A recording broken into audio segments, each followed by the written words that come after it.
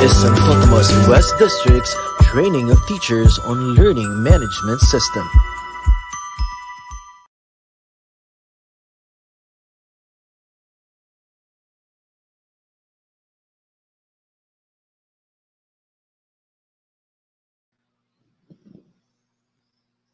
A wonderful afternoon po sa ating lahat here in Santo Tomas West District. Maayong hapon kanatong tanan, and thank you for tuning in to our live virtual event on District Training of Teachers on Learning Management System. To all our participants, maayong hapon sa inyo diha. Nabusog ba ta sa tuang paniudto? We are still on the second day of our 4-day training, which means that we still have more days to look forward to in our quest of gearing ourselves towards the new normal situation in the basic education.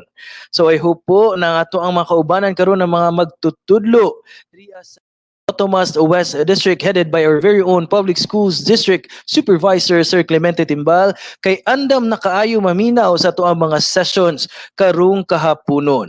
So we are seeing now a rise in the number po of our live viewers. So I hope na mas magdali nino o ganang kadaghan ang ato ang viewers karong kahaponon. So before we start our start rather our session, ay daghan-daghan na ta nga naka-tune in na sa ato ang live broadcast. Good afternoon po sa tanan nato nga mga teachers na active karon sa ato ang live chat below. Good afternoon sa inyong tanan to Sir Nesto Kanani Dangkatan.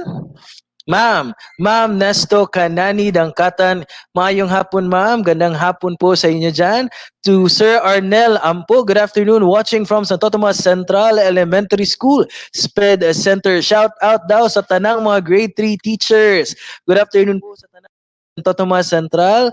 And we also have Ma'am Jane Rose Angko, good afternoon to all. Shout out to our beloved school head, Sir Joselito Gudio of Bubungon Elementary School. Good afternoon po sa inyo. Mayong hapon po diha sa Bubungon Elementary School to Sir Alex Oredina. Hello Sir Alex, good afternoon sir. And napatay daghan kay mga nag-greet din. We are so happy nga daghan tag mga kaubanang teachers nga nag-abang gyud sa ato ang afternoon session. Na nag-leave na sila daan og ilahang mga messages even before we started our live broadcast. To Ma'am Robilyn Rivero of Marsman National High School, good afternoon ma'am. And to Ma'am Raquel Lubitos, maayong hapon diha kaninyong tanan. We now have 44 viewers po in our live broadcast. So palihog pakikuhit na sa inyong mga kaubanang teachers sa faculty or i-PM na sila sa inyong messenger na account. Pwede po sa inyong mga GC and inform po teachers na very live na po tayo ngayong hapong ito. And let us start our afternoon session. We also have a greeting here from Sir Ma'am Arceli Agustino. Shout out daw po sa lahat ng mga guro of New Katipunan Elementary School, especially to their principal, Sir Plutarco B. Logronio. Hello po, mayang hapon. And a special shout out sa tanan nako nga mga kaubanan nga teachers in the grade 7 department of Santo Tomas National High School. Good afternoon. Diha kay Ma'am Carmen, Ma'am Levi, Ma'am Leia, and sa tanan nga nadiha, Ma'am Grace, nga si Kuya, mga teachers na kung mga kaubanan, Sir Michael, Sir Roy, and everyone in attendance this Tuesday morning. Okay, special mention isa Sir Michael, diya Sir Bernie, Ma'am Jade. Sige, well, we are still waiting po sa ating mga kasamahang guro here in our live broadcast. We also have greeting here from Sir Janelle Carlo Mallorca. Patesting daw, shout out diha Sir Carlbe. Ayan sir, natestingan na gyud. Tinuod gyud niya atong shout out sir. Good afternoon sir. And we also have Ma'am Judith Larutin, maayong hapon. Shout out sa tanang grade 8 teachers sa Santo Tomas National High School. Wow, thank you sa akong mga kaubanan diri sa STNHS. Silingan na ta karong kahaponon. And I hope nga daghan tag energy nga naipon para sa atuang session this afternoon. And so, our attendance link for this afternoon session will now be flashed to your screen.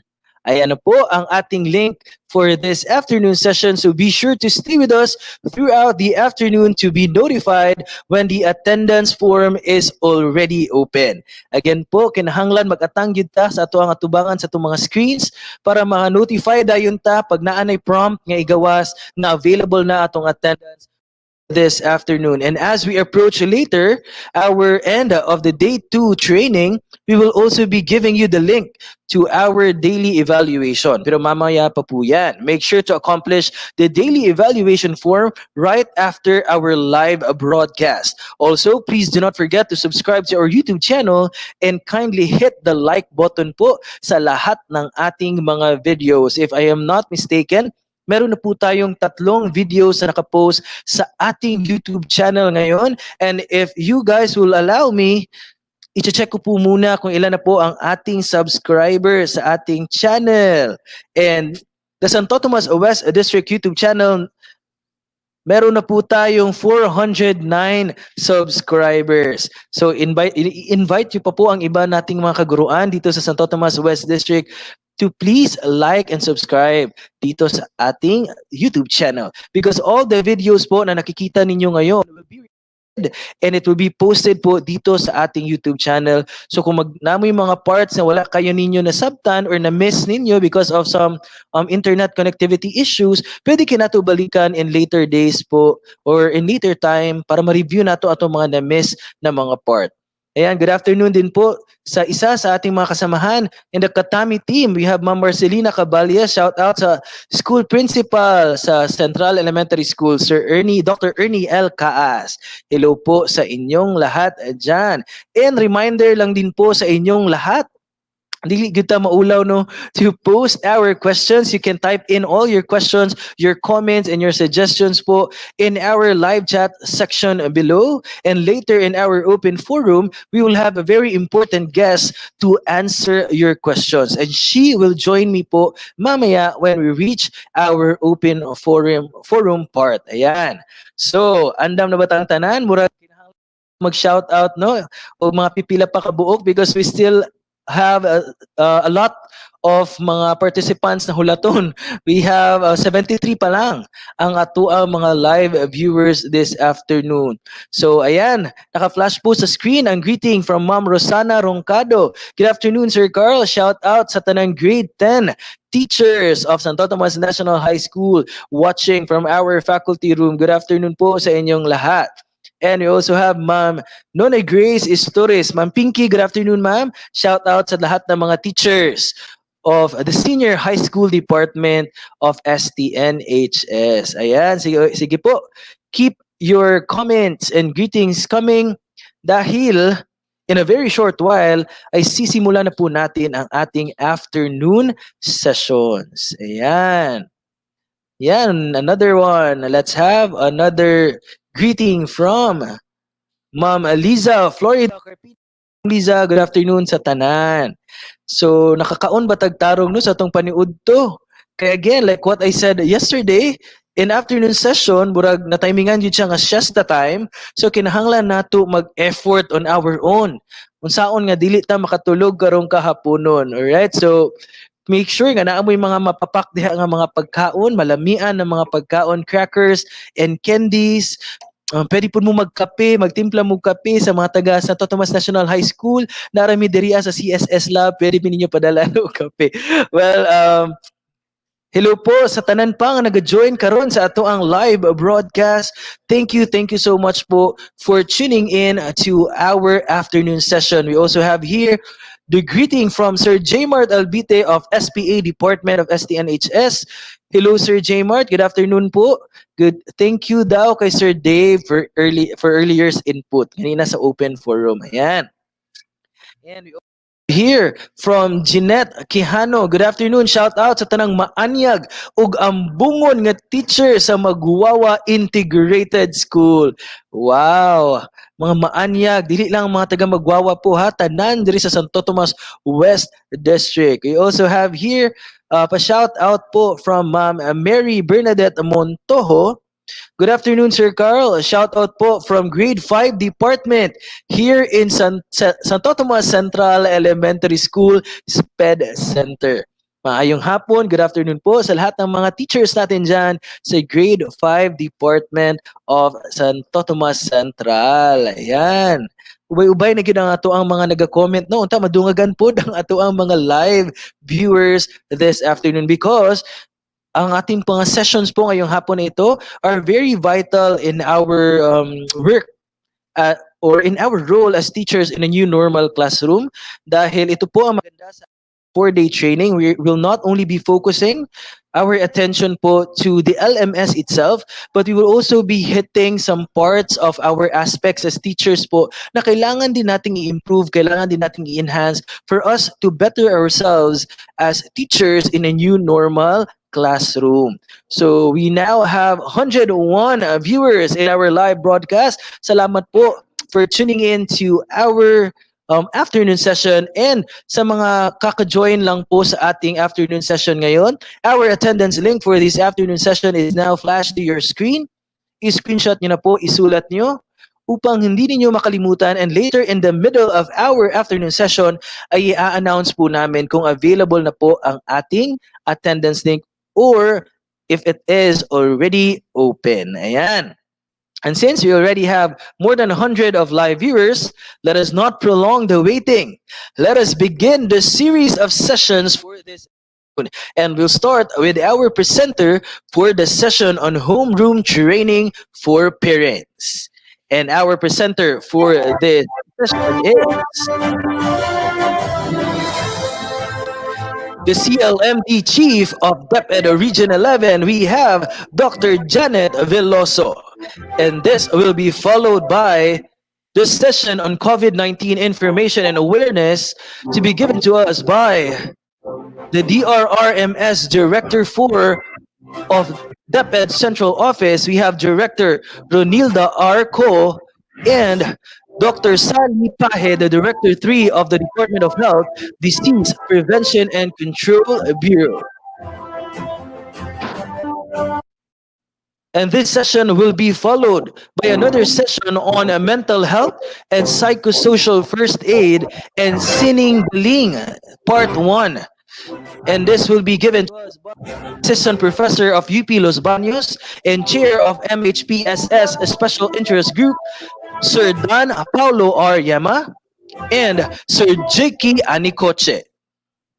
And our last session will be a continuation on the Sininggaling to be given to us by a registered guidance counselor, Sir Leonidas Jimmy T. Hesoro III. So I hope that we are all prepared for our series of sessions because at this very moment, we are going to start.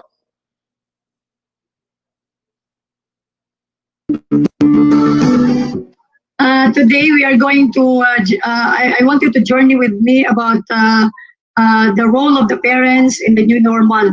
Actually, this is form part of our 5th day matrix of activities.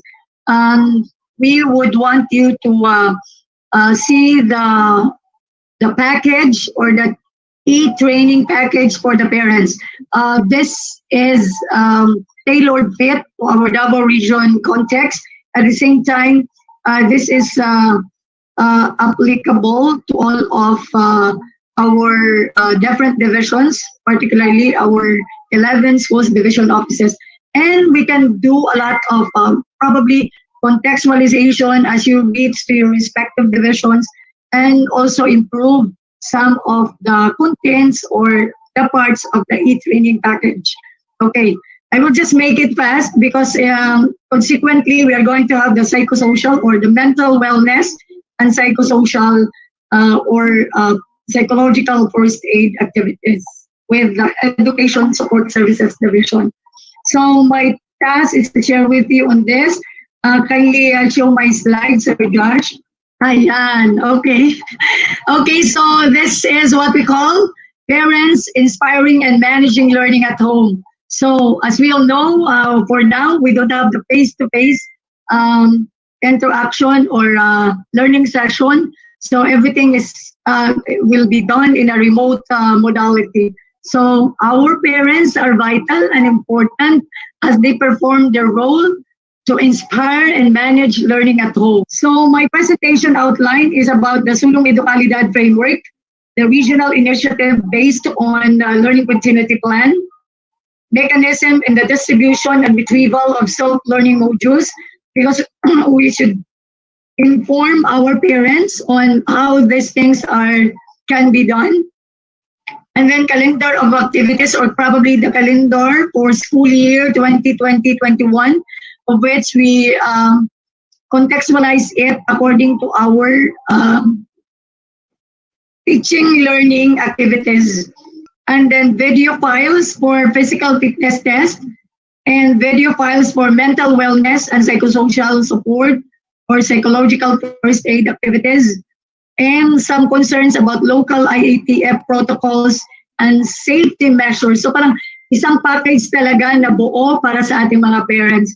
However, this will not limit the schools division offices to add some of the concerns that you are going to put in our training kit for the parents. Okay, next, we move to the Sulong Educalidad framework. So I will not dwell on this because this is where we anchored on our Sulong Educalidad. In the end, that we dream of Filipinos who passionately love their country, and those values and competences enable them to realize their full potential and contribute meaningfully to building the nation. So this is the thing, ito ang heart talaga ng ating pagsasabahan sa DepEd. Next to that, our mission. So regarding our mission, next slide, Josh. So these are articulated and directed if how we would want our students, our teachers, our administrators and staff, our family, community, and other stakeholders are going to engage, and how what would we want for this particular key players in the school community. Next to that, our core values. Our core values, maka-Diyos, maka-tao, makakalikasan ng mga bansa. Kasi dapat ipaalam din natin sa ating mga parents yan. Although many are aware of it, but to the rest, probably this is going to be a new thing or something that would serve as their inspiration. Next. So, ipapaalam din natin about the most essential learning competencies. Why? Because these are the main meat of our teaching and learning delivery. So, we need to inform them about the most essential learning competencies. And probably, next to that, would be the details as to the K-12 most essential learning competencies. We have done, or we have talked about that during our unpacking. Next slide, please. And also with this, kasi dapat ipaalam din natin sa kanila on how these things are, the competencies, the process of coming up with the most essential learning competencies. Next to that, the emphasis of endurance. Ayan. We emphasize somehow when they embrace or when they appreciate about endurance, they would know that these are the things that our learners are must be able to master. Okay. Next to that, yes, the process of the coming up of the most essential learning competencies. Next. So ideally, ang maganda nito is paunti-unti po siya na i-share. Okay, hindi po siya agad-agad lahat. Okay, next. Yan, in-emphasize yan bakit ano yung retained, merged, replaced, and dropped. Kasi there are parents that have copies already probably of the curriculum guides, or those that have already downloaded from our portal of our curriculum guides. And so they would know why some of the competencies are already not captured in our new most essential learning competencies. We have Q here, hindi ko na yan i-dwell, pero na may Q kami dyan na most essential learning competencies. Ibig sabihin, may sample po dyan pag i-click yan. Okay, next. Yan. Dinidwell na natin ang different learning modalities and the roles of key players. So, ibibigay na natin ang mga ano ba yung traditional face-to-face. And next to that, the distance learning modality. So, parang dalawa lang talaga. It's the face-to-face and the distance learning. Kaya ang the distance learning, as you can see, meron po siyang scale up na blended. Meaning, it's a combination of two or more modalities, whichever is applicable based on the local IATF parang severity or risk of COVID-19. Kasi hindi po tayo pwedeng nawala po itong basihan or desisyon natin basihan sa ating local IATF.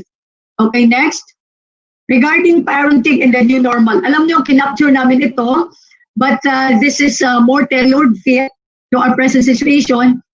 This is based from the top 20 talaga na most essential din na parenting measures to be done.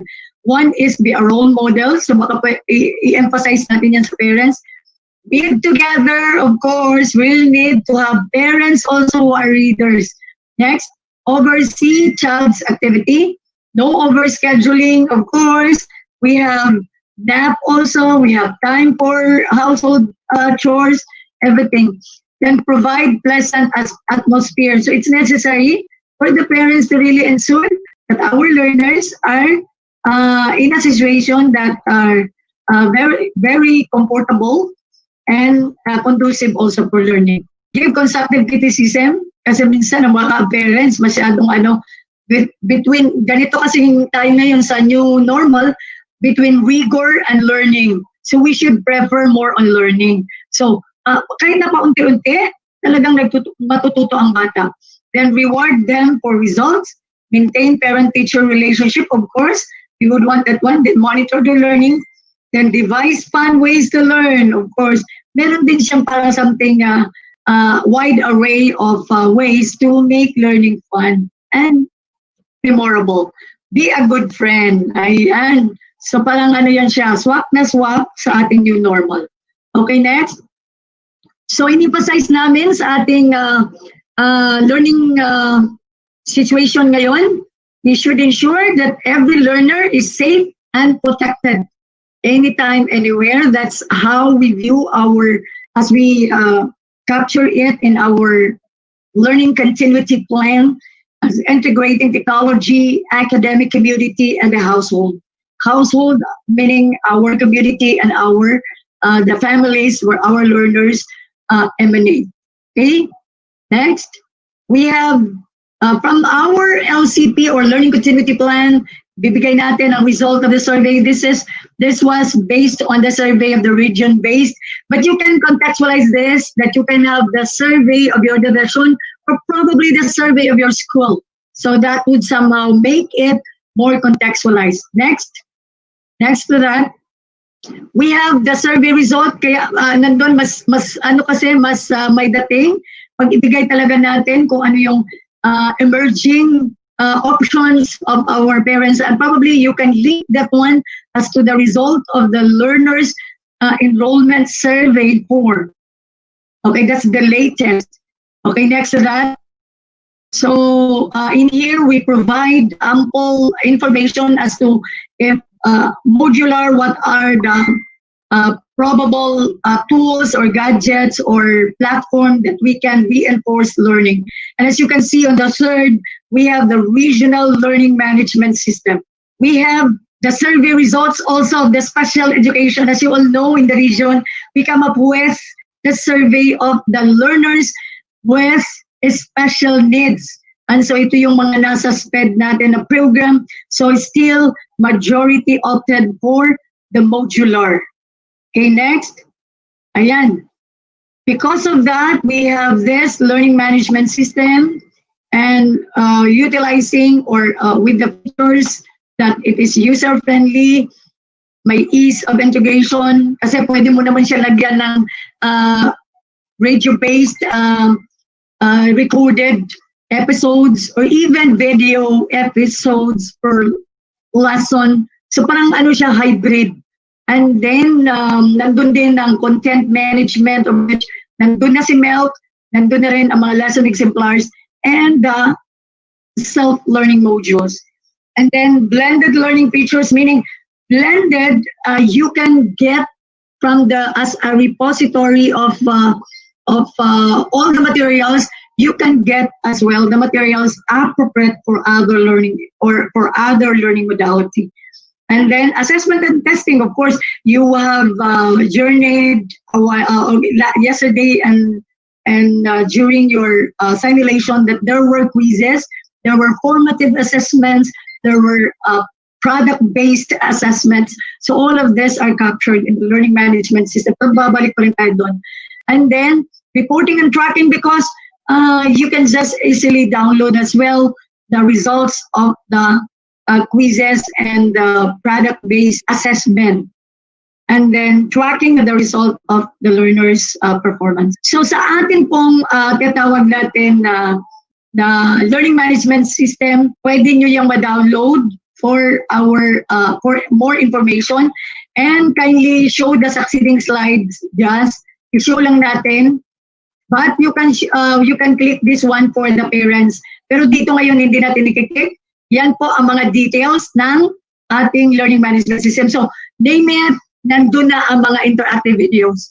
So, nandyan rin ang enrollment system ng ALS at saka enrollment system ng tinatawag natin na school records management system that our region also had planned and had rolled out to the field. And then another regional initiative is for the ALS, of which this emanates actually with Island Garden City of Samal developer, and we recognize that one, and it is now scaled up for the whole region. And this is preparing our ALS learning centers for the paperless enrollment. We have the prototype learning schedule. So yun pong binanggit ni Dr. Daog yan po. Prototype schedule yan, hindi na natin i-click yan. So makukuha din ng kasama yan sa kit. Next to that would be the sample learning modules. Ayan, may mga sample learning modules na at saka sample lesson exemplars. Why we are showing this to the parents? Because they should know what are this, and they should value why we are providing this to the learners, and now they are going to as well manage the learning of our learners at home. Ayan, so hindi na natin yan i-click. Next to that would be our our help desk. Ito magandang initiative talaga, because our direction of the region is that we need to ensure that every learner is safe and protected, at ganun din sa kanyang learning. Unang-una nasa help desk natin, academic specialists. The hotlines are there. So makikita natin ang hotlines from the regional level, tapos ibababa yan sa division, school level, at saka sa learning area experts. So there's no reason na mahihirapan ng mga bata, kasi ito po ay gagawin natin open as hotlines to help our learners even at home and remotely. So parang lahat tayo bayanihan dito. So who will complete the hotlines? Of course, coming from the division, you decide on that. The school focal, and probably the school head, and then the learning area. Sa amin dito sa region, inilagay na namin dyan, sa medical team, sa senior high school immersion, kasi malaking bagay din yan na pag-uusapan. Then education service contracting, the TSS, the senior high school voucher program, and the joint delivery voucher program. So meron na kaming hotlines dyan na pwede nyong scale up na pagdating sa division, school level, at sa respective learning area. Okay, next to that, ayan, mechanism, the distribution and retrieval of self-learning modules. So, po, meron tayong sample or suggested distribution and retrieval, but the division, the school can scale up, can modify, can revise. So, once you modify and revise, that would be very helpful and beneficial to our community or our parents and also our learners. And next to that, we have the DepEd Order number 7, Series 2020. Ito na yung sinasabi namin na calendar of activities. So pag i-click natin sa baba, nandiyan na rin ang tinatawag niya na um, calendar of activities. Ayan. Okay? Next to that, i-run through ko lang kayo. Nandyan na ang kalendar mula Mayo. Sige, Jazz. Ipa-flash lang natin. Bakit pina-flash namin yan? Kasi vital na malaman ng mga parents yan. Nakalagay na anong mangyayari sa bawat dates. At nakalagay na rin ang mga dates of examinations. Ang schedule po ng quarterly exam. At schedule po na merong klase. Okay. So, nakalagay lang dyan. So, i-run through mo lang, Jazz. Ayan. So, buong taon na yan or buong panuruan, no? The whole school year. Okay. So, kina-capture namin dyan dahil vital yan na mga information sa ating mga parents. Somehow, they would be able to connect with that and learn from it. Okay. So, we proceed to the next. Physical fitness. Ayan.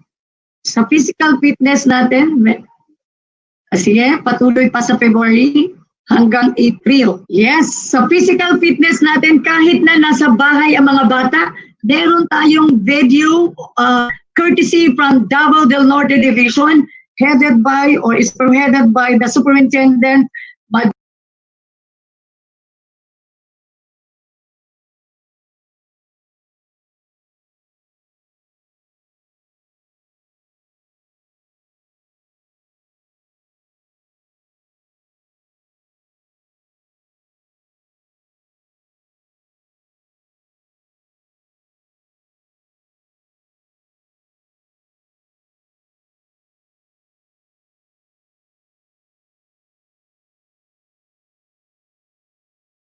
are this physical fitness kasi we want the kids to be still healthy, active, and engaging kahit nasa bahay sila. So they can view the videos, they can review, replay everything about this, and these are standards. Okay, so kailanganin natin yan.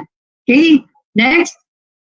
We have mental wellness and psychosocial support or psychological first aid activities. Ito po ay patungkol sa pag-uusapan natin ngayon after my talk. So kasama na rin ang video dito. Ang kagandahan dahil video po siya, masundan po siya. Okay, next. We have the protocols of the COVID-19. So atin lang i-remind na sa atin kahit nasa bahay or once our parents will go out, kunin na nila ang kanilang mga self-learning modules. We are practicing all this, social distancing, at saka yung lahat ng babala no, ng ating local IATF. Tapos, finally, we have the personal hygiene and protocols of the COVID-19. Ayan, next, last slide na just. Ayan, so hindi ko yan i-dwell. Kasi makakatulong yan sa ating mga parents na makakasama nila lagi ang ating mga learners. Finally, ito ang challenge natin. Basta't sama-sama tayo sa sulong edukalidad, isa pong karangalan ang maglingkod sa bayan. God bless everyone!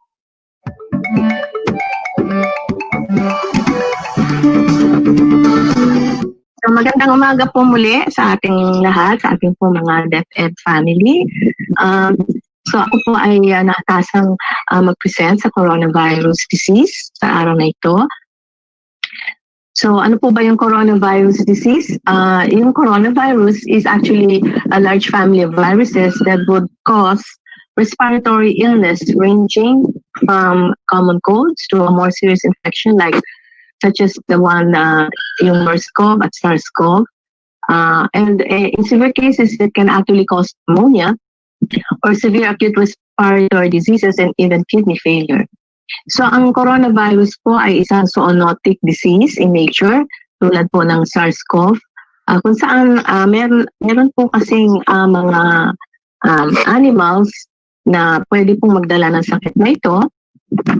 Katulad po ng SARS-CoV, nung mga unang panahon na nagkaroon po tayo, ito po ay nanggaling sa civet cats. So ito po ang tawag dito ay mga reservoir animals na sources ng infection. Yun naman pong MERS-CoV na nanggaling sa camels. At sa symptoms po ay halos magkakapareho po sila.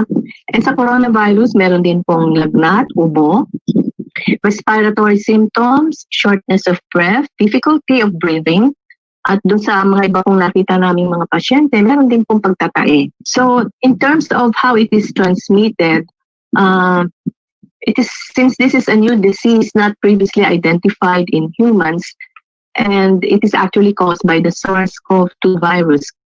This can be transmitted from person to person and animal to human through droplet infection after close contact with an infected patient or animal, for example, in your household, in your workplace, in your healthcare facility, or in a live animal market. So in terms of treatment, wala pa po tayong vaccine para dito. There is no specific treatment that is available, but we have supportive care and symptomatic treatment for our cases for those patients who have been afflicted. So, paano maipapasa ang virus ng COVID? Ito po ay naipapasa sa pamamagitan ng maliliit na patak mula sa pagsasalita, pagbahin, pagubo ng isang infected na tao. So, ito po yung tinatawag nating droplet transmission. Ang droplets po ay mula sa pagubo at pagbahin at maaaring umabot ng 1 metro. So, panatilihin po ang 1 metrong layo sa mga tao para na may sintomas ng respiratory illness upang maiwas po tayo dito sa sakit na ito. Para po maiwasan ang pagkahawa o maipasa ang COVID-19, kailangan po natin pagsasagawa ng physical distancing. So manatili lamang po sa bahay upang mabawasan ng interaction sa ibang tao at panatilihin 1 metro ang distansya sa mga taong nasa paligid sa loob at labas ng tahanan. Panatilihin din pong malinis ang mga kamay, hugasan ng inyong kamay, mga 20 seconds gamit sabon at tubig o kaya gumamit ng alcohol-based hand rub. At gawin ang wastong paraan ng pag-ubo. Takpan ang inyong bibig at ilong gamit ang braso o tissue kapag bumabahin o umuubo. Iwasan din pong hawakan ang bibig, ang mata at ang ilong. So huwag hawakan ang bibig, ang mata, ang ilong, lalo na kung humawak ka sa maruruming bagay at paglilinis sa pag-disinfect. So panatiling malinis ang inyong tahanan at mga kagamitan. At pwede po tayong gumawa ng bleach na sinatawag natin sa pamamagitan ng sodium hypochlorite bleach. Ito po ay pwedeng magtimpla ng 7 kutsara ng bleach, haluan lang po ng 1 litrong tubig. O kaya pwede din tayong gumamit ng 70% alcohol. Sumunod sa mga tagubili ng ating mga health officers at hawak nila ang mga bagong impormasyon hinggil sa COVID-19 at sila po ay makakapagbigay payo sa atin. So sino ang maaaring mahawa ng virus na ito? Ang sino man, anuman ang edad ay maaaring mahawa sa COVID-19. Wala pong sino-sino ang virus na to. So ang mga grupong may mataas na tsansang magkaroon ng malubhang karamdaman ay ang mga sunod-sunod. Ay yung ating pong mga senior citizens, 65 years old and above, ating mga lolo at lola, at mga taong dati nang may karamdaman, katulad ng may mga alta presyon, sakit sa puso, baga, diabetes, sakit sa kidney, sa atay, sa neurological conditions, o pati cancer, kasama rin po dito, o kaya yung mga merong may HIV/AIDS. So may mga lubhang mapanganib. Ito ay lubhang mapanganib din sa ating mga nagbubuntis na babae na edad 17 at mas bata, may edad 35 o kaya mas matanda, at yung mga may dati nangang karamdaman. So ito po yung ating classification. Sinasabi po natin na yung mga persons under monitoring or persons under investigation, hindi COVID-19 na kaso, pero doon po sa mga persons under monitoring natin, base po doon sa bagong issuance po or interim guidelines ng April 16, tinatawag na po natin silang contact. No? So ito po mga individuals na to, ito po yung ating nilalagay sa quarantine at home o kaya sa mga barangay isolation units natin. Doon naman po sa person under investigation, ito po yung mga suspect cases natin. At yung iba po nito, wala pang test o hindi pa natetest. Pero meron po kasi silang exposure o contact with a probable or confirmed case of COVID. Halimbawa po ay yun pong ating mga healthcare worker or caregiver ng mga COVID patients, those working together with COVID positive patients, traveling together with COVID positive or living together with COVID confirmed cases. At yung mga health workers din ho, kung saan mayroong pasyente doon sa kanilang ospital na minamanage na COVID. So, meron din po tayong mga hindi tiyak o tukoy ang resulta ng test. Ang tawag po sa kanila ay probable cases. Pero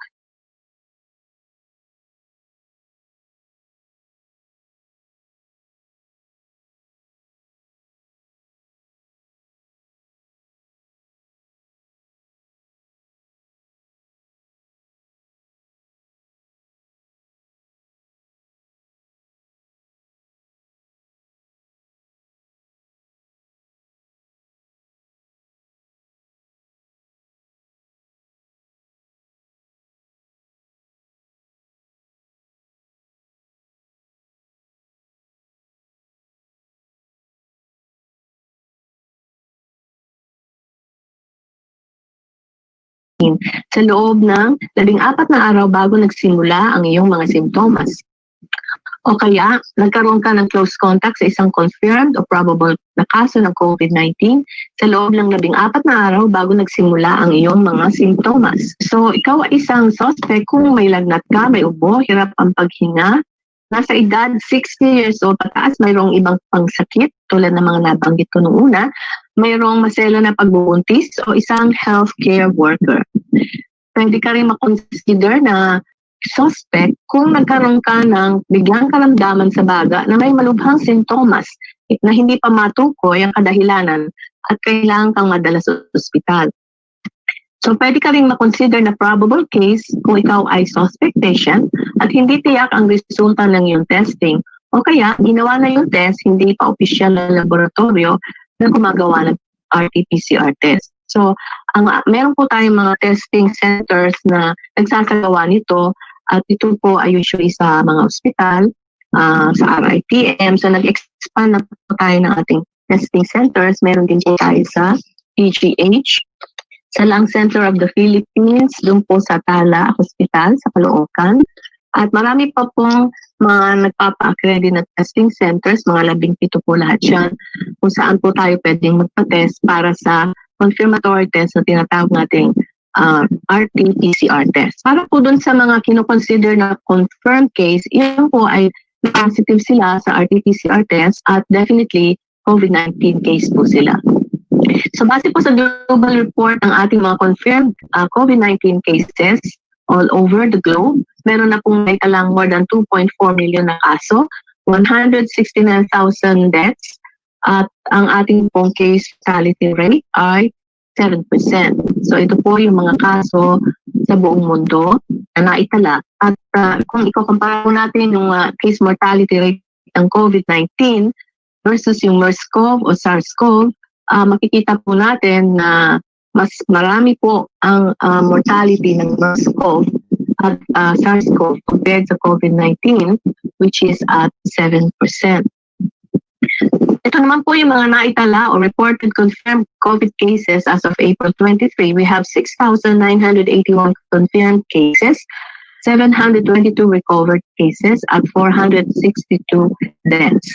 So ito po yung ating naitala as of April 23, kung saan meron po tayong mga 29 new recovered cases at 16 new deaths. Ito rin po yung ating total coronavirus cases sa Pilipinas mula February 15 hanggang April 21, at makikita po natin na ito po ay pataas pa. Ito naman po yung mga daily new cases na naitatala from February 15 to April 21, at nakita po natin dito na ang pinakamataas na cases ay naitala noong March 31. Sa active cases, mga infected population, currently infected, karamihan po nito ay mga nasa ospital pa. So, tumataas pa rin po. And sa total deaths, pataas pa rin po siya. So, ito rin po yung mga daily new deaths na naitala. So, ito po yung ating mortality doubling time na pinapakita po dito sa graph ay nag-slow down significantly. Ang ating pong doubling time as of now is nandun po sa 3 to 7 days. So bumabagal po. Ang ibig pong sabihin nito ay bumabagal po ang ating transmission ng mga kaso. So ito po ay isang magandang senyales na ang ating ECQ ay more or less meron po tayong gains because naglagay po tayo ng extended quarantine measures at matatapos po ng April 30 pero dahil pinag-aralan po ng IATF kung ano po ang mga susunod na hakbang, abangan po natin kung magkakaroon po tayo ng extension o magkakaroon po tayo ng modified extension. So ito po, pinapakita po natin dito ang ating doubling time ay nasa 3 to 7 days na po. So medyo bumabagal po ang ating rate of transmission. Ano po ang ating mga estratehiya para supuin ang COVID-19? Basically, 4 po yung ating strategy. Yung enhanced community quarantine, social distancing, para po ang ating mga kababayan ay manatili sa kanilang mga tahanan at maglagay ng distansya sa isa't isa, mga 1 meter away from each other. Gumagawa po tayo ng contact tracing and surveillance para po matuntun natin yung mga taong nakasalamuha ang may sakit at mas pinaigting pa ang ating pagsubaybay sa mga taong ito, lalo na po yung may malubhang sakit sa baga. Meron po tinatawag tayong triage system at ito po ay meron din tayo ng increased testing capacity. So yung unang isa sa ilalim sa testing ay yung mga taong nangangailangan nito at pagpaparami ng mga taong maaaring bigyan ng test. So, we are currently increasing our testing capacity para po mas marami pa ho tayong ma-test na individual. Meron din po tayong improved case management, pinahusay na pangangalaga sa mga taong nagpositibo sa COVID-19. Kung gagawin po natin ang mga estratehiyang ito at may patutukan ng maayos, ay mababawasan ang mga Pilipinong mahahawa sa COVID-19. At dami ang mga gagaling mula sa virus, mas magiging epektibo ang pagtugon ng mga ospital sa bawat kaso at mailigtas tayo sa buhay. So, pwede nila na enhance community quarantine ang pagkalat ng virus sa isang komunidad dahil nililimitahan nito ang paggalaw ng mga tao upang lumiit ang tsansang mahawa o makahawa sila ng iba.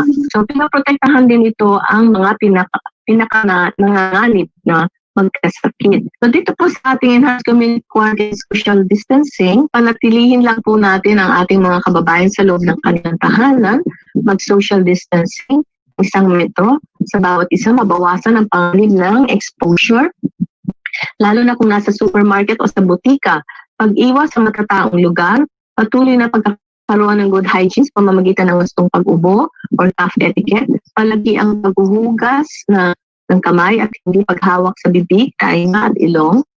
Okay, so tuloy-tuloy po ang ating contact tracing and surveillance. Isang proseso kung saan ang mga taong na-expose sa isang presentation. So yung surveillance po na sinasabi natin ay ang isang proseso ng pagtukoy ng mga posibleng kaso ng COVID-19 mula sa mga taong may severe acute respiratory illness o malibhang sakit sa baga. So ito po ay ginagawa upang mahanap po ang ibang posibleng kaso ng COVID-19 sa labas ng ginagawang contact tracing. So ano ang maaaring gawin sa oras na kontakin ka ng DOH sa contact tracing and surveillance? Sagutin po ang mga tanong nila ng buong katapatan, makipag-ugnayan sa DOH habang minomonitor ang mga sintomas, ihiwalay ang sarili mula sa ibang tao kabilang na ang mga mahal sa buhay natin. Ipagpatuloy ang social distancing, gustong paghugas ng kamay, gustong pag-ubo at iba pang good hygiene practices. Yun naman pong triage system, ito po ay kasalukuyang pinagbubuti pa ng ating DOH, ang ating mga testing facilities, at bumibili tayo ng mga bagong testing kits para mas maraming pasyente ang ating maipatest.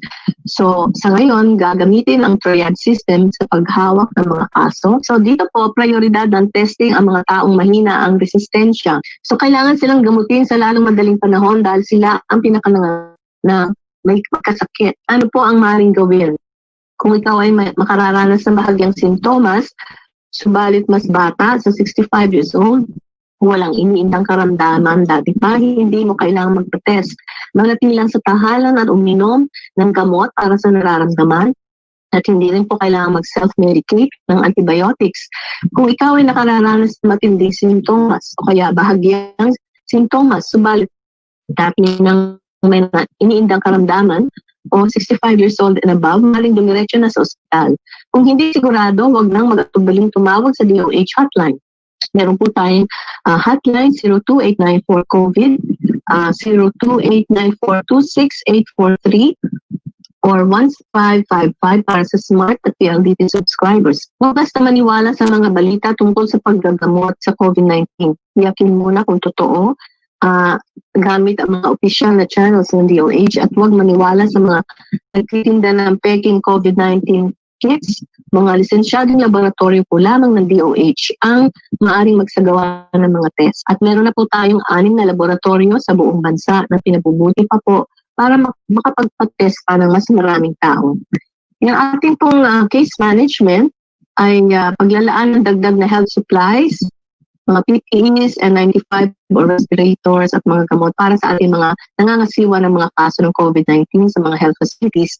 At pagsasanay din ng mga health workers tungkol sa pinakabagong kaalaman kung paano alagaan ng ating mga pasyente. Dahil tataas po ang tsansang gumaling ang mga COVID patients kung mahusay ang ating pangangalaga. So kung ikaw ay sa improved case management, ang maaring gawin kung nais mong mag-donate ng PPEs, mask, gamot, ibang equipment sa ating health workers, huwag lang po kayo mag-atubiling kontakin ng DOH at maging updated po ang ating mga health workers sa ating mga inilalabas na clinical guidelines through our official channels. So, ito na po ang ating mga nagawa.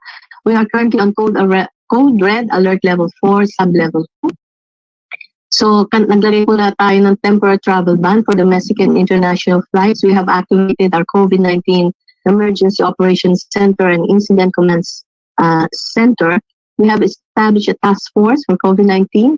We have disseminated 174 policy issuances and 22 IATF resolutions. We have implemented quarantine, ongoing intensive contact tracing. We have also attended to the repatriation of thousands of our overseas workers from different countries. We have prepared our laboratories and hospitals and community engagement activities for the ECQ implementation. So meron po tayong ongoing daily big COVID report presser every 4 p.m. at situational report and case tracker. So nag-recommend po tayo ng declaration ng public emergency for enhanced community quarantine in Manila and the whole of Luzon. So meron na po tayong mga sub-national laboratories na na-establish po natin, 17 lab facilities as of April 23, and we're still assessing 47 more. We have been procuring, distributing PPEs to both public and private hospitals and continuing with our procurement for our RT-PCR test kits. And reclassification based on WHO case definitions I presented earlier. And we have already our designated COVID-19 hospitals like PGH, Lung Center, Jose Rodriguez Memorial, some private hospitals like St. Luke's Medical Center, Makati Med, and other referral hospitals for Luzon, as well as identified quarantine facilities at the local levels and those at national level. So marami na rin po tayong na-establish na quarantine facilities, lalo na po dito sa Luzon, at ang mga iba po nito ay nandito sa Metro Manila. So meron po tayong mga nailagay na sa ating yung pong ginawa natin sa, ibibigay ko po yung listahan later sa inyo. So meron din po tayong mga telemedicine and online psychological services. Meron pong mask testing using ang ating RT-PCR at nag-emergency hiring po kami currently ng ating mga health personnel for COVID-19 response. We have also launched our contra-COVID chatbot, yung ating KIRA, Knowledge Informs Responsible Action, or katuwang na impormasyon para sa responsabling aksyon. Ito po yung ating code alert system. So nasa code red po tayo, sub-level 2. Because meron po tayong sustained community transmission and we have a series of clusters in a population infected with COVID-19 in a given period of time, continuing to extend its reach in other areas. So sa Code Red Sublevel 2, meron pong ebidensya ng community transmission at patuloy na pagtaas at paglaganap ng mga kaso na higit pa sa kakayahan ng gobyerno na tugunan. At isa po tayo sa unang naglabas ng ng ating community quarantine at nag-lockdown tayo. Tayo po yung unang-una dito sa Southeast Asia. So para po dun sa mga may symptoms na may travel history, may history of exposure, na tinatawag natin patient under investigation. Kung kayo po ay may symptoms, kailangan po kaagad ng admission and management sa isang level 2 or level 3 hospital. Pero kung kayo naman po ay walang symptoms, pero meron kayong travel history in area with travel restriction, at kung positive po kayo sa travel history, you are considered person under monitoring at kailangan po kayo mag-home quarantine for 14 days. So, yung pong sinasabi nating history of exposure, yung mga nabanggit ko po kanina, kung kayo ay health worker or working together with a COVID patient, travel together with a COVID patient or a health worker in a facility where the COVID patients are being managed. So, doon po sa mga may travel history to countries and also in areas where there is a high transmission in the locality na may symptoms, kung meron po kayong symptoms, considered po kayo persons under investigation. Kung mild ang symptoms, no comorbid conditions na mga nabanggit ko po, hindi po kayo elderly, pwede po kayong mag-quarantine at home, or meron po tayong mga naitala ngayong mga barangay quarantine or isolation facilities. Kung meron po sa inyong lugar, ay pwede po kayong ma-isolate dito sa mga temporary treatment and monitoring facilities na na-establish po. So kung hindi naman po, you are considered a PUM, person under monitoring, and kung wala naman po kayong history of exposure, within 14 days, or direct contact with a COVID-19 patient, or working together, or traveling together, or living together with a COVID positive patients, kayo po ay considered person under monitoring. So ito po yung algorithm natin for probable or confirmed COVID-19 cases. Para po dun sa mga severe or high-risk cases, kailangan po natin ma-admit, no? O kasama din po doon ang mga moderate cases, lalo na po kung elderly at meron pong comorbid conditions. And para doon sa mga mild or low risk, pwede pong mag-home quarantine or isolation for 14 days. Ito po yung mga laboratorio na ating na-establish, license for COVID-19 testing. At ang pinakamarami po nito ay nandito sa Maynila, meron din po sa Baguio, ang ating Baguio General Hospital, sa Cebu, ang Vicente Soto Memorial Medical Center, sa Davao, ang Southern Philippines Medical Center, sa Iloilo, Western Visayas Medical Center, sa Legazpi, Bicol Regional Diagnostic Reference Laboratory, at the rest po ay nandito na po sa Metro Manila. So ang ating pong mga advice para sa ating publiko para maprotektahan sa banta ng COVID-19, proper hand hygiene, practice proper cough etiquette, maintaining social distancing 1 meter away from any individual with cough or fever, avoid touching the eyes, the ears, and the nose, clean personal things and surfaces with disinfectant solution, wearing a face mask when going outside of the house. At para po maprotektahan yung iba and yourself from getting sick, wash your hands after coughing or sneezing, when caring for the sick before, during, and after you prepared food, for the sick before eating or after toilet use, when the hands get dirty, and after handling animals or animal waste. Ano po yung proper cough etiquette?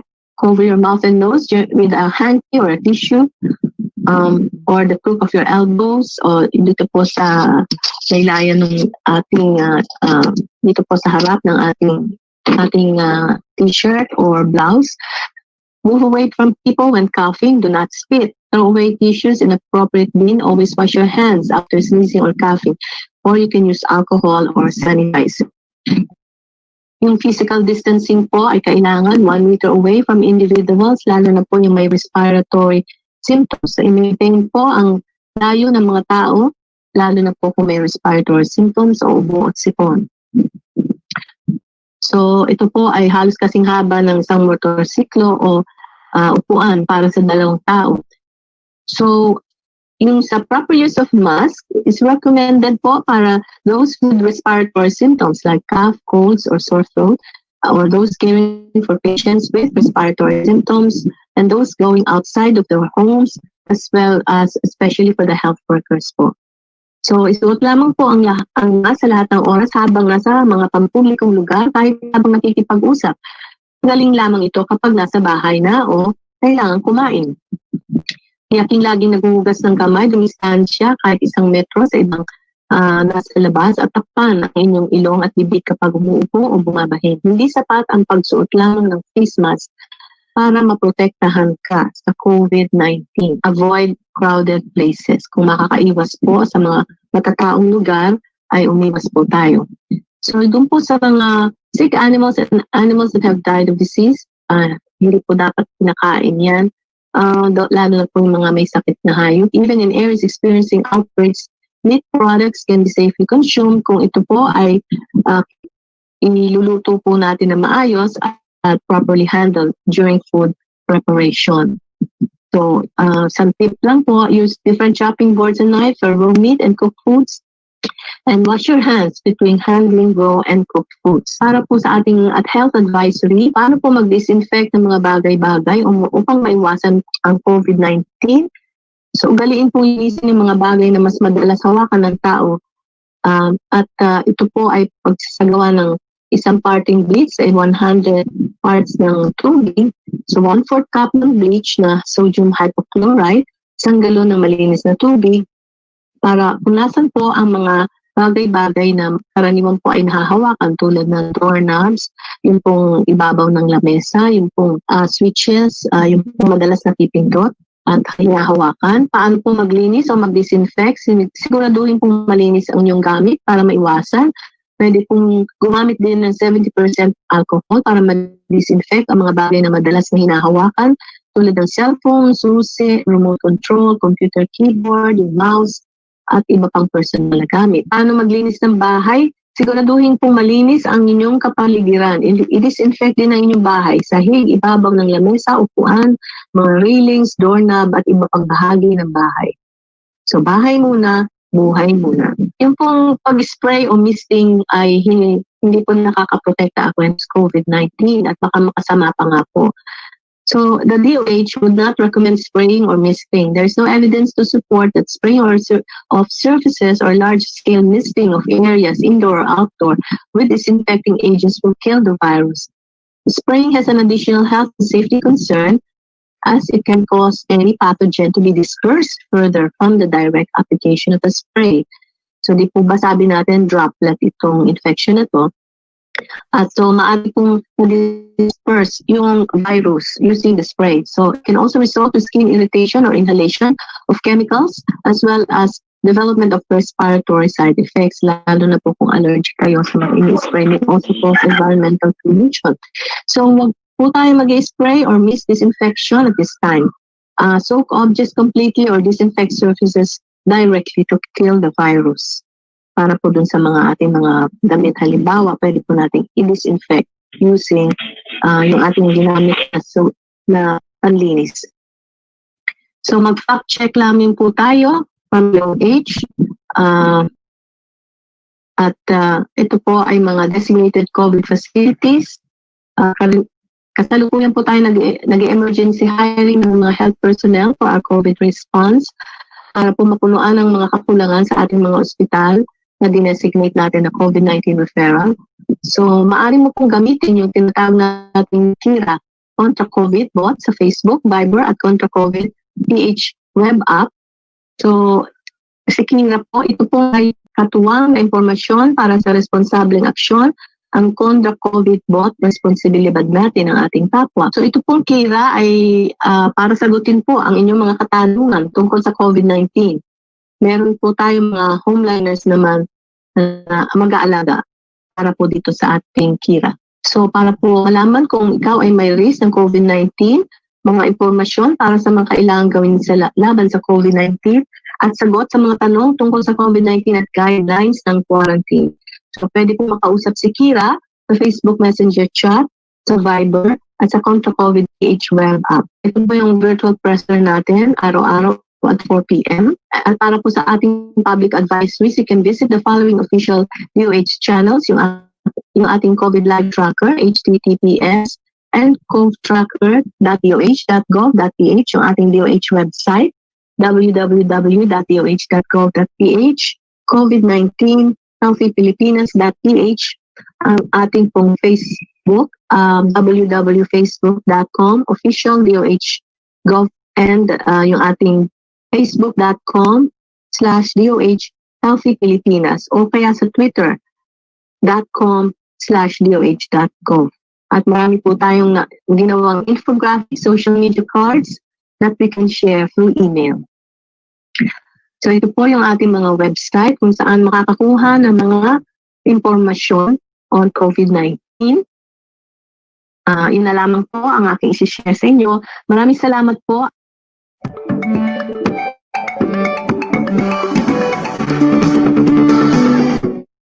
So ngayon po,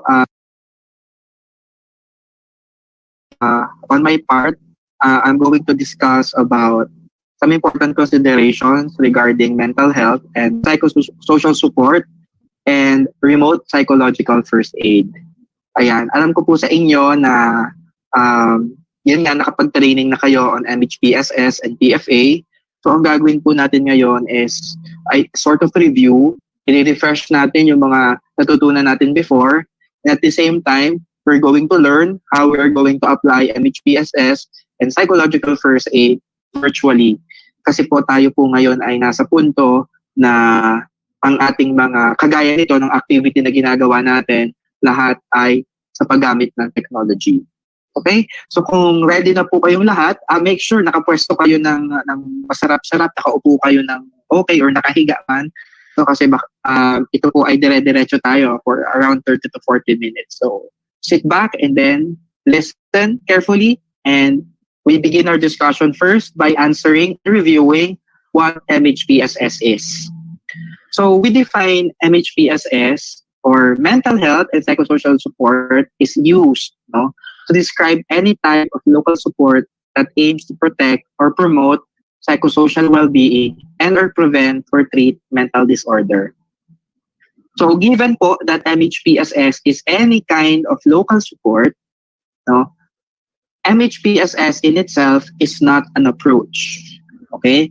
But rather, MHPSS offers us a set of guidelines to be followed in order for our psychosocial support initiatives to be effective and successful.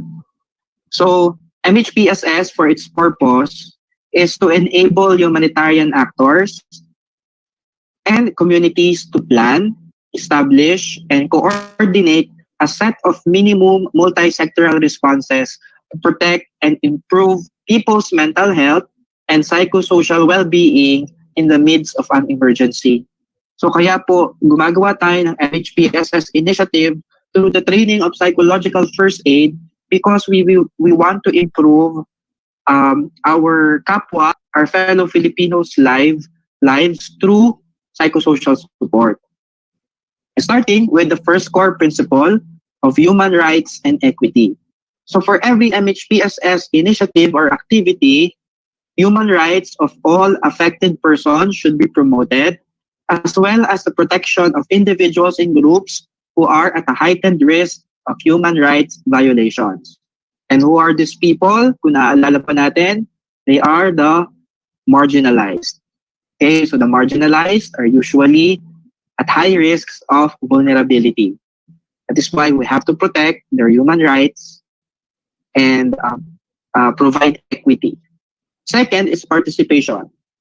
So in every MHPSS activity, the participation of the local, ayan, sana po malakas na yung audio ko. Yeah, so the participation of the local affected population should be maximized. Ayan. So kaya po hinihingi yung participation ninyo, kasi we would like to maximize the persons in your particular areas. So kayo yung magiging point persons per areas. The third one is the core principle of do no harm.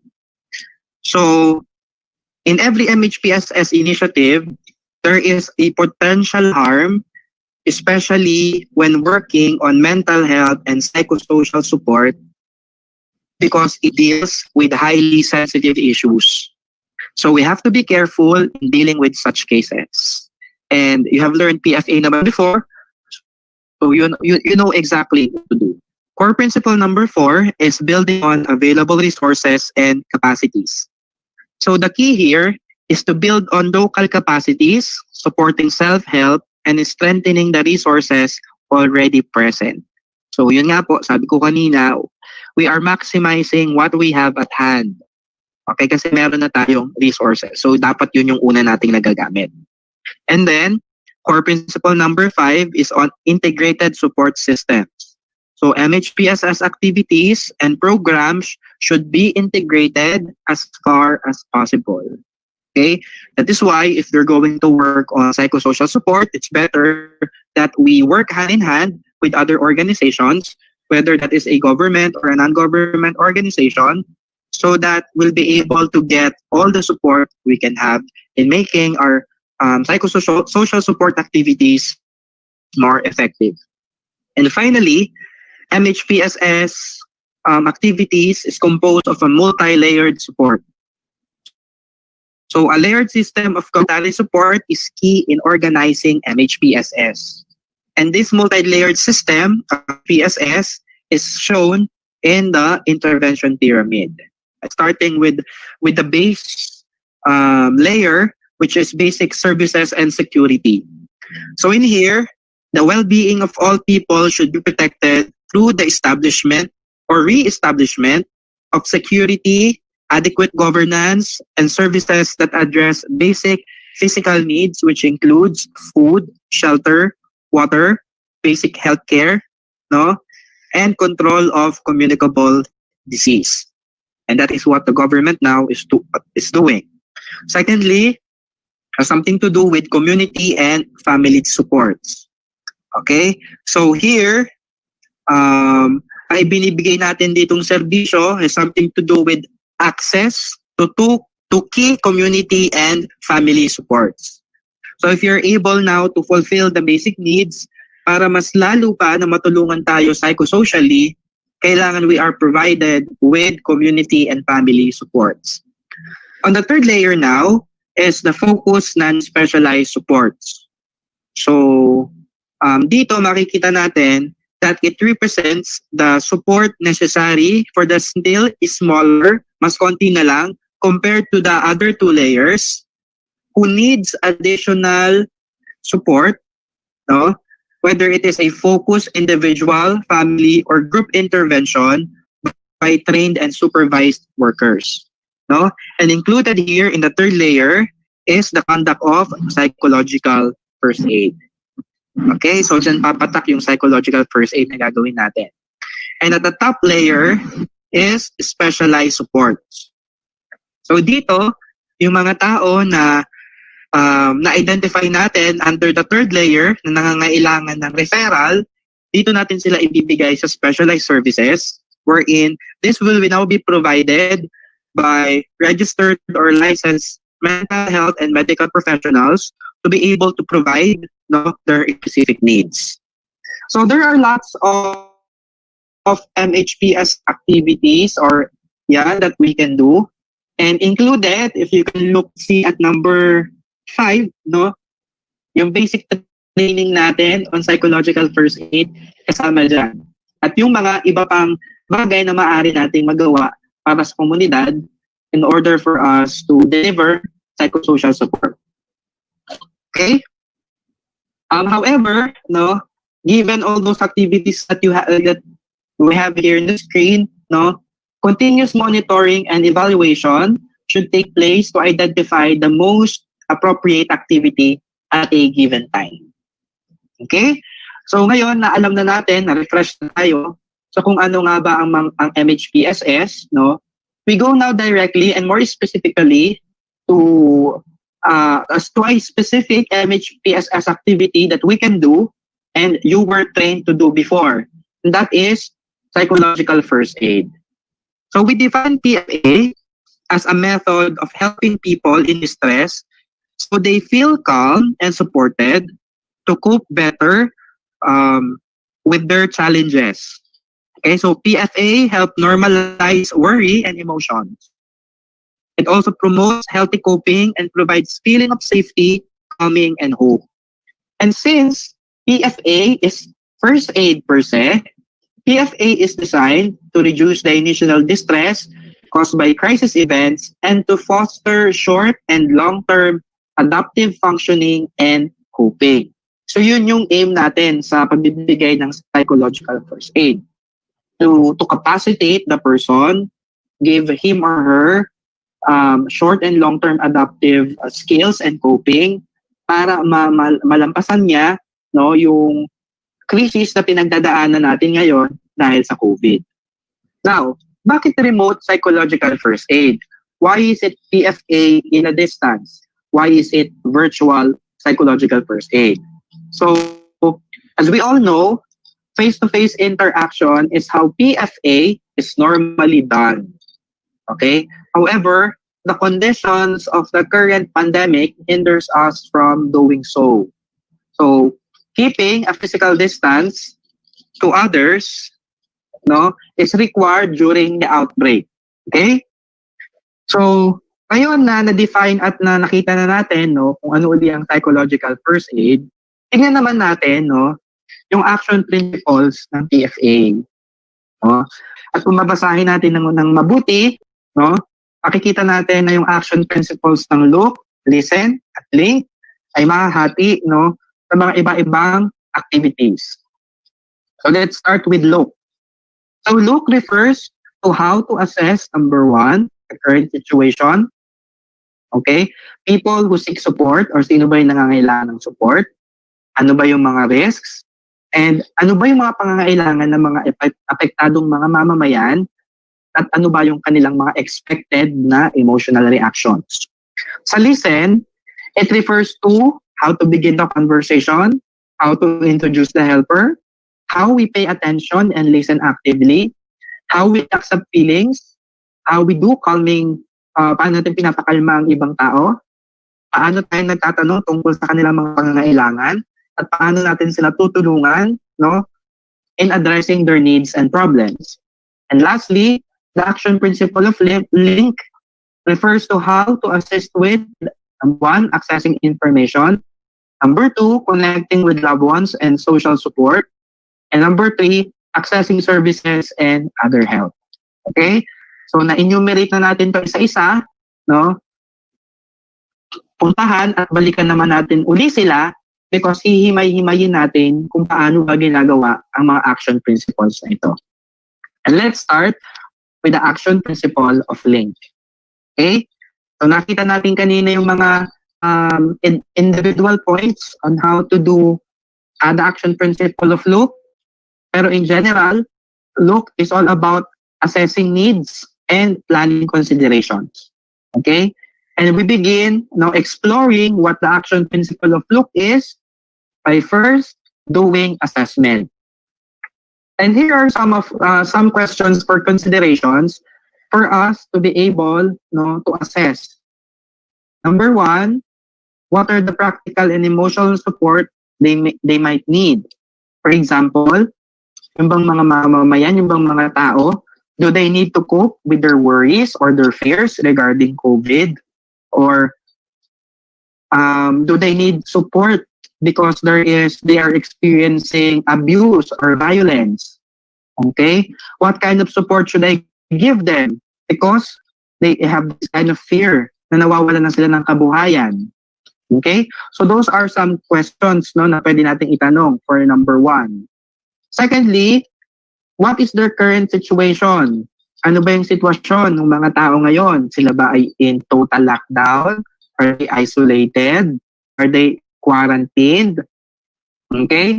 Are they alone? Or are they spending time with their loved ones? Sila ba ay nakakonfine sa hospital? Sila ba ay frontline workers?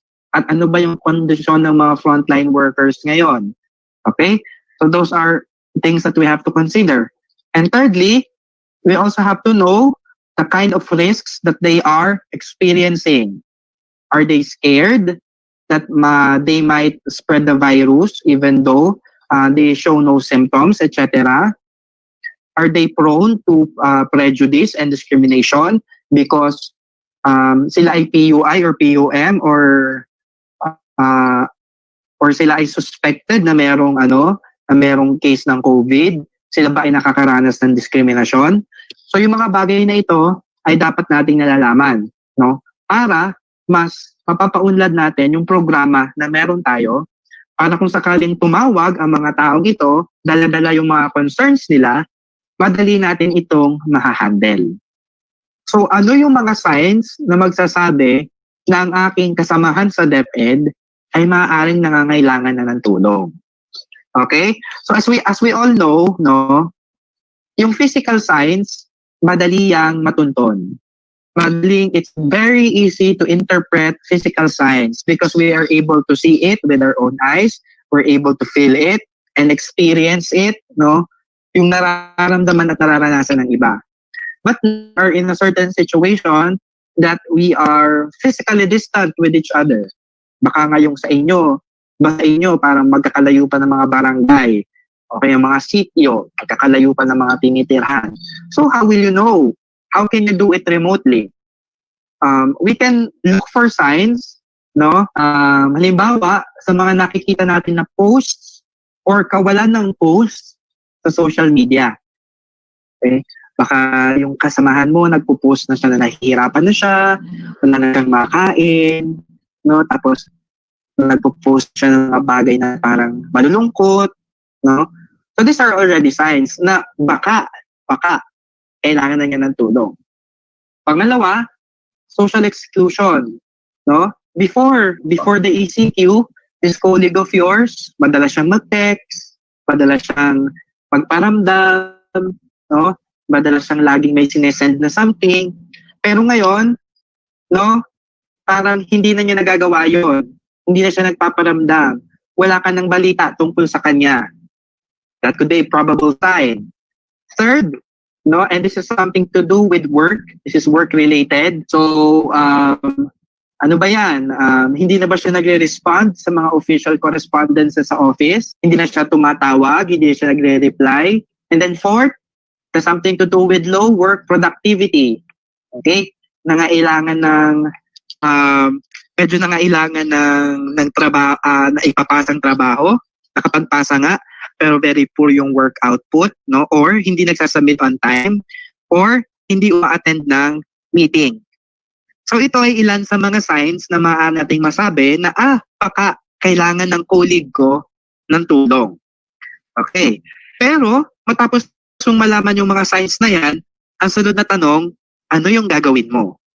Okay? And this is what you're going to do. What can I do? Number one, we have to monitor them. Okay, for example, in a span of a day or 2 days or 3 days, gaano mo kadalas nakita itong mga post na ito na nilalabas sa social media? Gaano kadalas ka nag-text sa isang araw na ni isa wala siyang reply? Okay? So we monitor. Pangalawa, we ask first. Okay? And we don't just assume that they are experiencing a crisis. Magtanong muna tayo. Okay? And in asking, we approach respectfully. Number 4, empathize. By listening, of course, listening attentively and actively. And then number 5, we assure as best as you can. Ano yung cue natin dito sa PFA? That your reactions are but normal responses to an abnormal situation. Okay? And number 6, understand the person, lalo na kung saan siya nanggagaling. Unawain natin siya. Number 7, we offer support and we help the person accessing reliable resources. Okay? We encourage the person to do self-care. And then finally, kung pakiramdam mo na hindi mo na kaya or yung kaibigan mo, yung katrabaho mo, hindi na niya kaya, then number 8, it's time for referral. Here are some messages for supervisors and team leaders on how they can support their team members. So number one is to regularly and supportively monitor your staff for their well-being and promote an environment which promotes conversation. Usap-usap, kumustahan. Number two, ensure good quality communication and accurate information updates provided to the staff. Okay? So kung may update man, dapat ito lahat ay legitimate, tama, at nakakatulong. Number two, staff get the rest and recuperation they need. Remind them to rest from time to time. Provide a brief and regular forum to allow workers to express their concerns and ask questions. 5, encourage peer support amongst colleagues. Number 6, facilitate access to and ensure staff are aware of where they can access mental health and psychosocial support services. And number 7, provisions and strategies are in place for both workers and managers, and that supervisors are able to role model self-care strategies to mitigate stress. We now go to planning considerations. And in planning, we should plan for the right tasks. Starting with number 1, since we are going to do remote PFA or virtual PFA or PFA in a distance, we have to identify the channel of communication that is most appropriate for your use. And what we have to consider that here is that it should be available and accessible to the general public. Number 2, operating hours. So will you be available 24/7 or on specific hours of the day? So you have to make it also known. Why? Because operations open 24/7 receive many calls, especially at night, from people living with pre-existing mental health conditions or other illnesses. Number 3 is information dissemination about the service. No? How will you be able to reach a significant amount of people? Paano nyo i-announce na gagawa kayo ng PFA? Paano nyo masasabi sa kanila, sa mga nangangailangan, na kayo bilang isang organisasyon ay nag-o-offer ng PFA? Number 4, safety and privacy of both caller and responder. So consider and adapt to the physical environment. Kung ano yung environment na meron kayo dyan sa inyo, you try to adapt. Ensure privacy and avoid disturbance during a call. For example, make sure no one will disturb. Okay? Let family members and others know that the room is used for a call or video conference. Halimbawa, kagaya po ngayon, I have to inform yung kapatid ko tsaka po yung nanay at tatay ko that I'm doing this webinar. So bawal nila ako katukin, bawal nila laksan yung TV, bawal sila mag-ingay, no? Para hindi po ako ma-distract sa ginagawa ko. Number 5, ease of use of communication tools. So kung gagamit po tayo ng medyo advanced na technology or ng technology, we have to consider whether the technology is user-friendly, no? Kung madali ba siyang gamitin. And then also we have to consider signal and access to internet connectivity. Okay? Kasi baka mamaya wala kayo nun. Number 6, referral pathway. So, kung paano tayo magre-refer, referral system na meron, kailan mo dapat malaman kung kailan na siya i-refer. So, lahat po ito ay naka-indicate. Mamaya, mababanggit ko dun sa link part. Okay? And then number 7, volunteer recruitment. Well, this is not exactly your problem because basically, you yourselves are the members of the team. You yourselves are the volunteers. So, in establishing protocol, we should consider number 1 is your guidance for answering calls, which will be discussed later on in the listening part. Okay, yung guidelines. Paano ba tayo sumagot ng tawag? Number 2 is monitoring of callers. Okay, should it be a requirement to note any statistical information such as age or gender? So you have to take note of that, no? At kung kailangan nyo na kunin yung pangalan, edad, or gender, or iba pang impormasyon nila, and we have to ask for their consent and their permission. Sunod is literacy and information drive. Meron ba kayong updated na impormasyon tungkol sa COVID? Meron ba kayong mga websites na alam or mga measures na sinasabi ng otoridad tungkol sa pangangalaga ng sarili at pangangalaga laban sa COVID? Okay? So dapat meron tayong available na mga resources regarding this, no? So dapat naka-prepare natin 'yan. Number 4 is on referral system. So again, well, this is in the leading part, and this will be provided to you guys. So you will be guided accordingly for referral. Number 5, education. Do you have resources or materials, or do you have an updated list of links and other information about psychoeducational materials na maaari nating i-share or ibigay dun sa mga tatawag or hihingi ng impormasyon? Yeah, so dapat meron din tayo nito. And number 6, which is also very important, care for carers. So punta na tayo sa sunod. Ang sunod natin na action principle is the principle of listen. Yan. So this will serve now as our guidance for answering and responding to calls. Okay? So PFA can be in the form of audiovisual or audio or only audio or auditive contacts only. Okay? So ito yung bago natin talaga sagutin yung mga tawag, ito yung ilan sa mga konsiderasyon natin on how we can handle calls. Okay? So remember, number 1, to exercise empathy and warmth. Okay? That's important.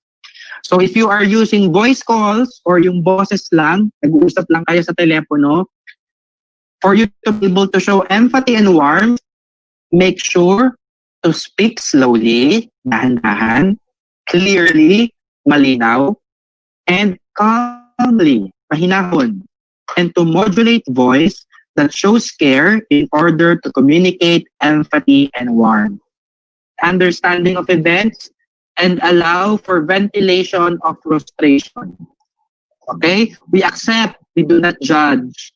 So kung may nagkikwento sa atin, hayaan lang natin silang magsalita at makikinig tayo. Number 4, safety. If you are talking to a very worried caller, it is important to create a sense of calm and safety by using, again, a calm tone of voice. So yun po kapag sa boses, no, dapat kalmado yung tone ng panalita natin. Kapag meron naman po tayong, kunyari, video call yung ginamit natin, maaari po tayong gumamit ng visuals, no, yung pinapakita natin, na safe siya, or gagamit tayo, yun, kagaya nito, mag-i-screen share tayo ng mga material, no, na maaaring magpakita sa kanya na siya ay nasa isang safe, na siya ay safe at ligtas. Okay? Number 5, asking the right questions. We all know that PFA is not critical incident stress debriefing. So we do not usually ask the questions what, when, where, ganyan. Especially the question why. But if ever, no, kasi we will engage naman in conversation, as much as possible, we use open-ended questions to clarify. Okay, to clarify points or to confirm kung ano yung sinasabi ng caller. So we ask one question at a time and avoid interpreting what the caller is saying. And number 6, be aware that it is normal to react with anger, frustration, or confusion when experiencing adversity. Huwag kang magpapanik. Kunwari, narinig mo yung tumawag sa'yo na nag-iiyak agad. Huwag po tayong magpapanik. Kasi alam natin na yung nararamdaman nila ay mga normal na reaction lamang sa isang abnormal na sitwasyon. So dapat the more na mas pakikinggan natin sila. Okay? So yun yung mga skills na dapat makuha natin in answering calls. So paano na po yung actual na pag-respond sa mga tawag? Okay? How do we now answer calls? So I am going to provide to you step-by-step guide. So number 1, excuse me, begin by introducing yourself. your name, your organization, excuse me, and your position in the organization. Ayan, so dapat inform sila. Number 2, itanong mo kung paano ka makakatulong sa kanila. Ask how you can be of help. No? So you may ask, how may I help you? No? May also ask for your name so that I know what to call you. Okay? So kung ayaw niya ibigay yung pangalan niya or yung identity niya, it's okay. Still continue. No? Mas importante yung naibibigay mo na tulong. Pangatlo, agree on the duration of the call. If you're only planning to receive calls for around 30 to 45 minutes, let the caller know that you are only doing it in a short period, in that period of time. Para magkaroon ng yung caller, magkaroon na siya ng setting of expectations na dapat may address at may bigay niya yung concerns niya within that period of time. Okay? Number 4, we listen to the practical and emotional needs of the caller. And in doing so, we should help them in these 5 different aspects. Number 1, we help them in exploring their emotions. So should the caller be worried, explore what the person is particularly worried about and what their specific concerns are. Halimbawa, maaari niyo po bang masabi sa akin kung ano yung inyong pangamba? No? Nasabi niyo po kanina sa inyong kwento na kayo ay nag-aalala. Maaari po bang malaman kung ano yung mga bagay na sanhi ng inyong pag-aalala? Ayan. So we explore. Number 2, we help in normalizing their reactions. So in case of extreme stress, worry, fear, or loss of control, reassure and normalize these reactions by explaining that such feelings are normal during any crisis event. Ay, yung usual na yun natin, na lahat ito ay normal lamang. Number 3, we have to assist them in learning about COVID. Okay? So another option na maaari nating naibigay sa kanila para mabawasan yung worry nila is to mention how having updates and correct information about COVID is helpful for them. Sabi nga nila, maganda ang may alam. So dapat alam nila ang mga impormasyon na ito. Number 4, we help them in accepting emotions. Tanggapin ang kanilang mga nararamdaman. At isa sa mga maaari nating gawin para madali nilang matanggap ang kanilang mga nararamdaman ay sa pamamagitan ng pagtulong sa kanila na ma-identify at mapangalanan, to identify and name those emotions so that it would be easy for them to acknowledge that they are feeling such emotions. And then, number 5, we help them in setting their own limits. Halimbawa, ang sanhi ng worry ng tao ay yung mga nabasa niya na post sa social media. So dapat, isasuggest natin, nabawasan niya yung masyado niyang pagpo-post sa Facebook or yung masyado niyang pang-aaway sa Facebook. Kasi kung yun yung nagiging source ng stress niya. Or bawasan ng time ng panonood sa TV. Okay? So setting limits. Number 5 is that we ask about coping, self-care, and stress management. No? So we ask the caller usually what they usually do to cope with difficult situations and feel better. Ano kaya yung ginagawa nila before na nakakatulong sa kanila in times of a crisis? Baka kasi marahil yung mga ginagawa nila before ay makakatulong din sa kanila ngayon. So have them name a few of them and discuss if they can be useful for the current situation. Ayan. But in case, kunwari yung caller, nagtanong siya for recommendations, you as the PFA provider should be prepared, no? And you should suggest other exercises, coping techniques na maaari niyang gamitin, such as breathing exercises, such as relaxation techniques, progressive muscle relaxation, grounding, mindfulness. Yan, pwede natin itong ituro sa kanila. Okay? So matapos natin silang turuan, pupunta tayo sa number 6, no? Matapos yung mga bagay na na-identify ninyo sa mga maaari niyang gawin, tanungin natin siya, sa mga bagay na iyon, ano ba yung mga maaari niyang gawin. Nasa palagay niya ay kanyang mismong magagawa. And after identifying, we ask the caller to list down all of these things para the caller will be able to put this into practice. And we can also ask them to write other sources of inspiration that can help them get through the crisis. Okay? So that is for listening. Okay? So some guidelines, kung paano tayo tatanggap ng tawag. So after ng listening part, pumunta na tayo sa huling bahagi, which is linking. And this is about referring and ending call. And baka rin kasi mapansin ninyo, there are some items here in link that overlaps with the listening part. So yung part na yon sa listening at linking, nag-overlap sila, kaya sabay silang nangyayari. Halimbawa na lang ay ito. We help people address basic needs and cope with their problems. Ayan. So, di ba yung mga coping skills, mga ganyan-ganyan, yung mga panghihingi ng tulong. So, nasa listening part yon, but at the same time, tinutulungan na rin natin silang mag-link. Okay? So, if the caller needs some practical or emotional assistance, the PFA provider should refer the caller to specialized services. Number 2, give information. Ask what they know and believe about the virus and where and how they get updated information. Number 3, connect to social support. Tanungin natin sila kung paano sila nag-stay in touch or nakikipag-communicate sa kanilang mga mahal sa buhay, mga kaibigan, mga katrabaho, at iba pang mga importanteng tao sa buhay nila. Okay? Kasi baka mamaya hindi pala nila kinakausap yung mga friends nila, etc. And then, tanungin din natin sila, paano sila nakaka-access ng religion? Sila ba ay nakakasamba pa, nakakasimba, nakakapagdasal? Paano nila nakukuha ang suporta ng kanilang mga ministro or mga pari? Okay?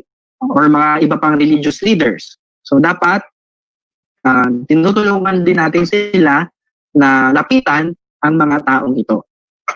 Pang-apat is on referral itself. So, kung kailangan ng referral, i-refer natin. Okay? Kung hindi naman, then, hindi niya kailangan ng tulong. Okay? And then finally, we end the conversation. Tatapusin na natin yung pag-provide ng psychological first aid by doing the action principles of look, listen, and link, and ina-adapt natin sa isang remote version. Ito po yung ilan sa mga tanong, na pwede natin itanong na kaya natin sagutin in advance. Okay? Kung sakali na iisipin natin na mag-conduct ng psychological first aid, halimbawa, ano technology yung gagamitin ko, phone lang ba, cellphone lang ba, or laptop, or tablet, Pangatlo, paano kung may problema ako sa signal or internet, paano kaya yung gagawin ko? Saang parte ng bahay ako pipwesto kasi doon malakas ang signal? Aakit ba ako ng bundok o ng puno para lang magkaroon ng signal? Pangatlo, wala akong gadget, pero gusto kong tumulong. Anong pwede kong gawin? Manghihiram ba ako ng gadget sa kakilala ko? Or bibili ba ako? Wow, parang pwede tayo lumabas para bumili. Pang-apat, hindi ako marunong gumamit ng mga Google Meets na yan. Kaya hanggat maaga, pag-aralan na. At pang-lima, what if mag-fail yung communication channel na meron ako? Ano yung option na meron pa ako na pwede kong gamitin na backup? Okay? At kapag na-consider na natin ang mga yan, yung mga issues at yung mga bagay na yan, I guess we are ready for psychological first aid. At sa panghuli, lagi nating tandaan, that our negative responses to COVID-19 are but normal reactions to an abnormal situation. We can actively do our part by focusing on things that we can control, especially, for example, keeping safe, taking care of ourselves, and preventing the spread of the virus. So we focus on the things we can control and let go of those things that we cannot. Thank you very much for listening, and I hope you'll be able to apply remote psychological first aid after this session.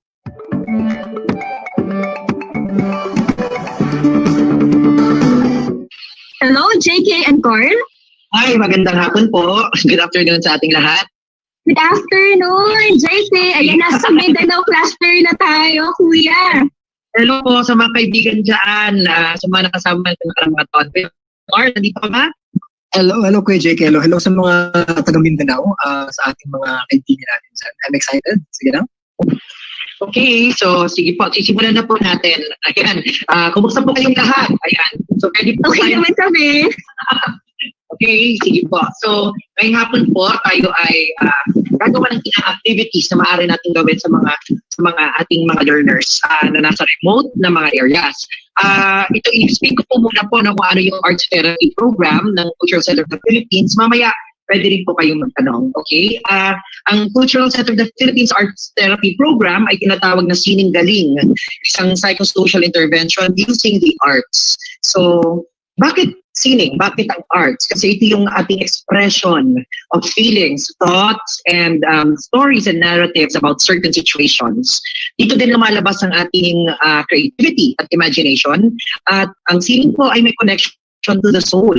At lastly, ito ay may pursue sa excellence para maging mas mahusay pa tayo at maging mas mabuti. Diba? So, sining galing. Bakit sining galing? May tatlong pakahulugan po, no? Tatlong ibig sabihin yung galing na ginagamit natin. Sining galing refers to health or healing o nakapaggagaling.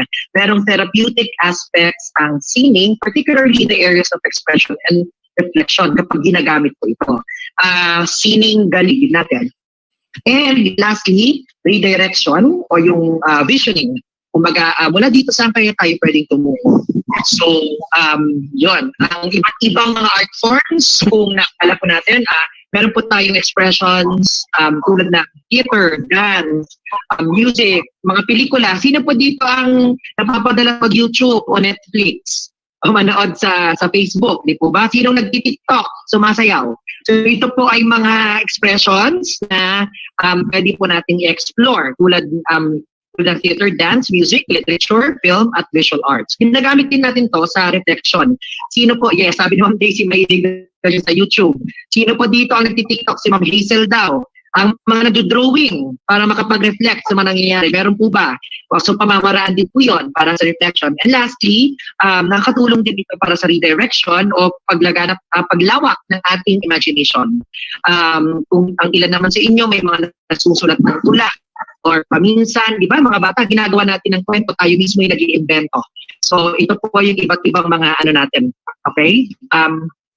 Sige po. So, susundan na po ito ni Kuya Carl at habang nag-activity po tayo, isusulat po pa yung instructions para just in case na tayo ay bumagal ang internet o hindi magkaintindihan, sulat ko pa rin po. Okay? Para po sa lahat, pasensya na at hindi tayo magkakasama talaga pero mainam po na buksan natin yung mga videos natin para kahit paano maramdaman natin na tayo ay connected sa isa't isa. Welcome to our simple Sining Galing for today. I hope you are well wherever you may be at this time, and that you are properly disposed to participate in our short creativity exercise. Art therapy is used to express ourselves as another way of communicating when speaking in words are not enough. With the pandemic that we are experiencing at the moment, some of us may not be too expressive in words as to how we are reacting to the turn of events brought about by the threat of COVID-19 since the last almost 4 months already here in our region. Hence, art therapy is a good alternative activity in order for the not so expressive person to be able to release his or her feelings and thoughts about the things that surround him or her at this point in time. I'd like to ask Sir Josh if you can also show the PowerPoint slides prepared for our teacher participants, parents, and other stakeholders today. So next, please. That is the title of our Sining Galing, Beneficial Words Activity. Okay, next please. I mentioned that earlier. Ano yung relevance ng art therapy, or in our DepEd term, it's Sining Galing. Next please. According to Pamela Hayes, she's an American art therapist, the creative process taps into our subconscious mind in a way that we just cannot do when we are talking. Hence, later, during our activity, you will be given enough time to be silent while you are doing your artwork, so that something deeper within you may be unearthed after our simple exercise for sininggaling. Next slide, please. Some of the advantages of sininggaling or art therapy are the following. It can be therapeutic, becoming a form of relaxation as you're enjoying the activity. Second, it can also build self-esteem. And third, it releases tensions and anxieties. For today, we shall try the beneficial words activity. This exercise requires you of the following materials. Next slide, please. Yeah, we are done with that. Our objectives for today. The materials needed are the following. 2 pieces bond paper of any size, ball pen or pencil, crayons or colored pencils, glue or paste, pair of scissors, and coins of different sizes. I hope you have all these things with you at this time. By the way, may I remind you that if at any point you feel uneasy with the task being requested of you during our activity this afternoon, please feel free to stop and rest for a while. There is no pressure on you to complete this, and I don't want you to be hard on yourself. Just continue to join us when you are ready and is properly disposed again. Are we now all ready to start our art therapy activity? And good afternoon po. Hello. Hello, Ma'am Irene, and hello, Ma'am Jenny. Hello po, good afternoon, sir. Now, we will be doing all together the beneficial words activity. May I invite you to follow the instructions I will be giving you one at a time. Number 1, ready, Ma'am Eileen, Ma'am Jenny, Yes. and the other teachers? You have your coins with you, which are of different sizes. It doesn't matter how many you have with you at this time. Slowly pick up the coin or coins and tray each of each using a pencil or ball bond paper. Suggested number of trace coins in your bond paper is not more than 10.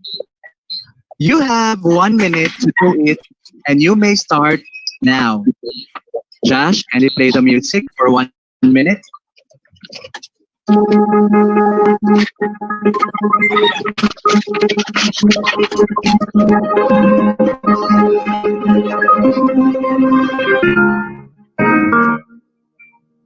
Thank you, Ma'am Eileen, Ma'am Jenny, and the rest of the teachers joining us online.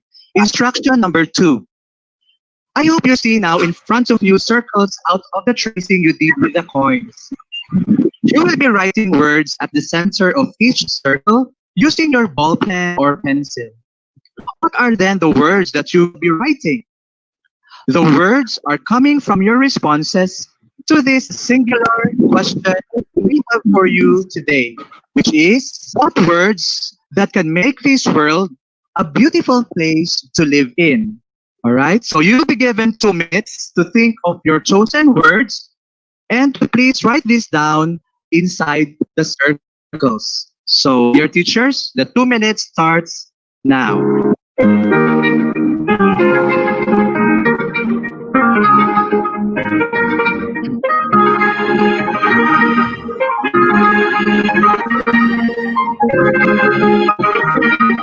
Thank you very much.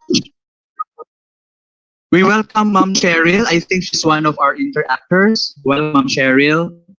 So let's proceed to instruction number 3. After writing down your beneficial words inside the circles, try now to decorate and color your words inside the circles using your crayons or colored pencils. You may even put designs inside the circle together with your chosen words. You are given 2 minutes, dear teachers, for this task. The 2 minutes starts now.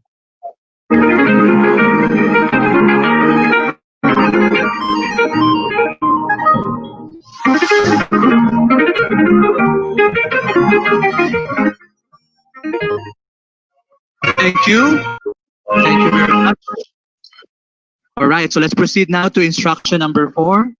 Wow, I can start to see your creativity coming out now with what you have just done with your circles and your chosen beneficial words.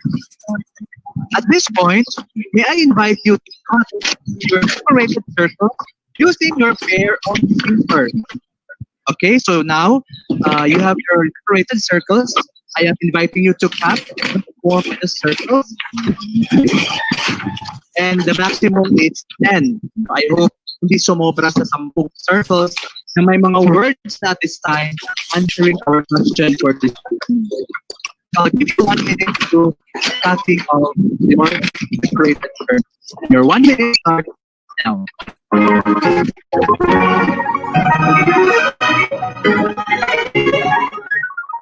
Were you able to cut now all your decorated circles? You need more time? All right, good. Let's proceed to instruction number 5. The other bond paper you have with you represents the face of the world we have at this time. Kindly now paste your decorated beneficial words in the world which is represented by the other bond paper. I am inviting your creativity at this point to take over for the next 5 minutes. You may use again your crayons or colored pencils to add more colors to this beautiful world that you are creating with your decorated beneficial words. Again, 5 minutes with the creativity in you coming out for the next instruction. Good luck to our dear teachers, and we will see each other after 5 minutes.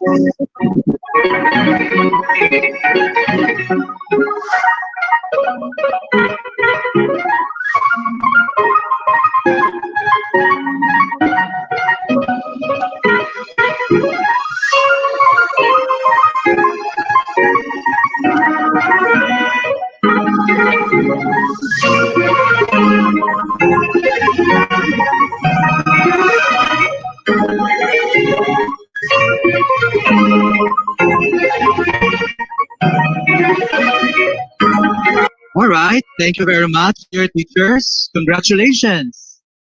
You did well in your artwork today. I can see that you have exerted your level best in presenting your new world with your chosen beneficial words on it at this time of the pandemic. Let's proceed to the next slide, please, Sir Josh. All right. How are you? Ma'am Irene, Ma'am Jenny, and Ma'am Cheryl. Okay po. Good to hear. All right. May we ask the 3 of you to kindly share your artwork for today? Maybe we'll take it one at a time. Okay? So as you will be sharing your artwork, allow me to also ask you one process question. Okay ba yun? Okay, so who's ready? Who's ready now? Just raise your hand. Parang learners din din ang mga teachers natin. Which we will also be doing virtually with our learners. Ayan na. Wala nang sasagot pag tinatanong ng mga learners. Ang teachers rin ngayong hapon. Okay? So, si Ma'am Irene, nakita ko parang tinaas na yung kanyang kamay. Hi. Alright. Sige, can you show us your artwork and can you tell us first your chosen words, Ma'am Irene? Sir, for this activity, I have chosen 10 words. First is love. Second is fear. Third is respect. Fourth is understanding. Fifth, justice. Sixth, resilience. Eighth, open-mindedness. Encouragement. We have disability and equity. Alright, so we post 10. Tama po ba? 10 words. Alright. So can we show the next slide for Ma'am Irene as our first process question, Sir Josh? And next, please. So, Ma'am Irene, number 1, tell us something about your chosen words and the artwork you have made today. So how did you come up with those 10 beneficial words? And what did you draw? Now, after you have put up the cat decorated circles, ano yung output mo ngayong hapon? Tell us about it. Okay. So I want to show you my output. This is my output.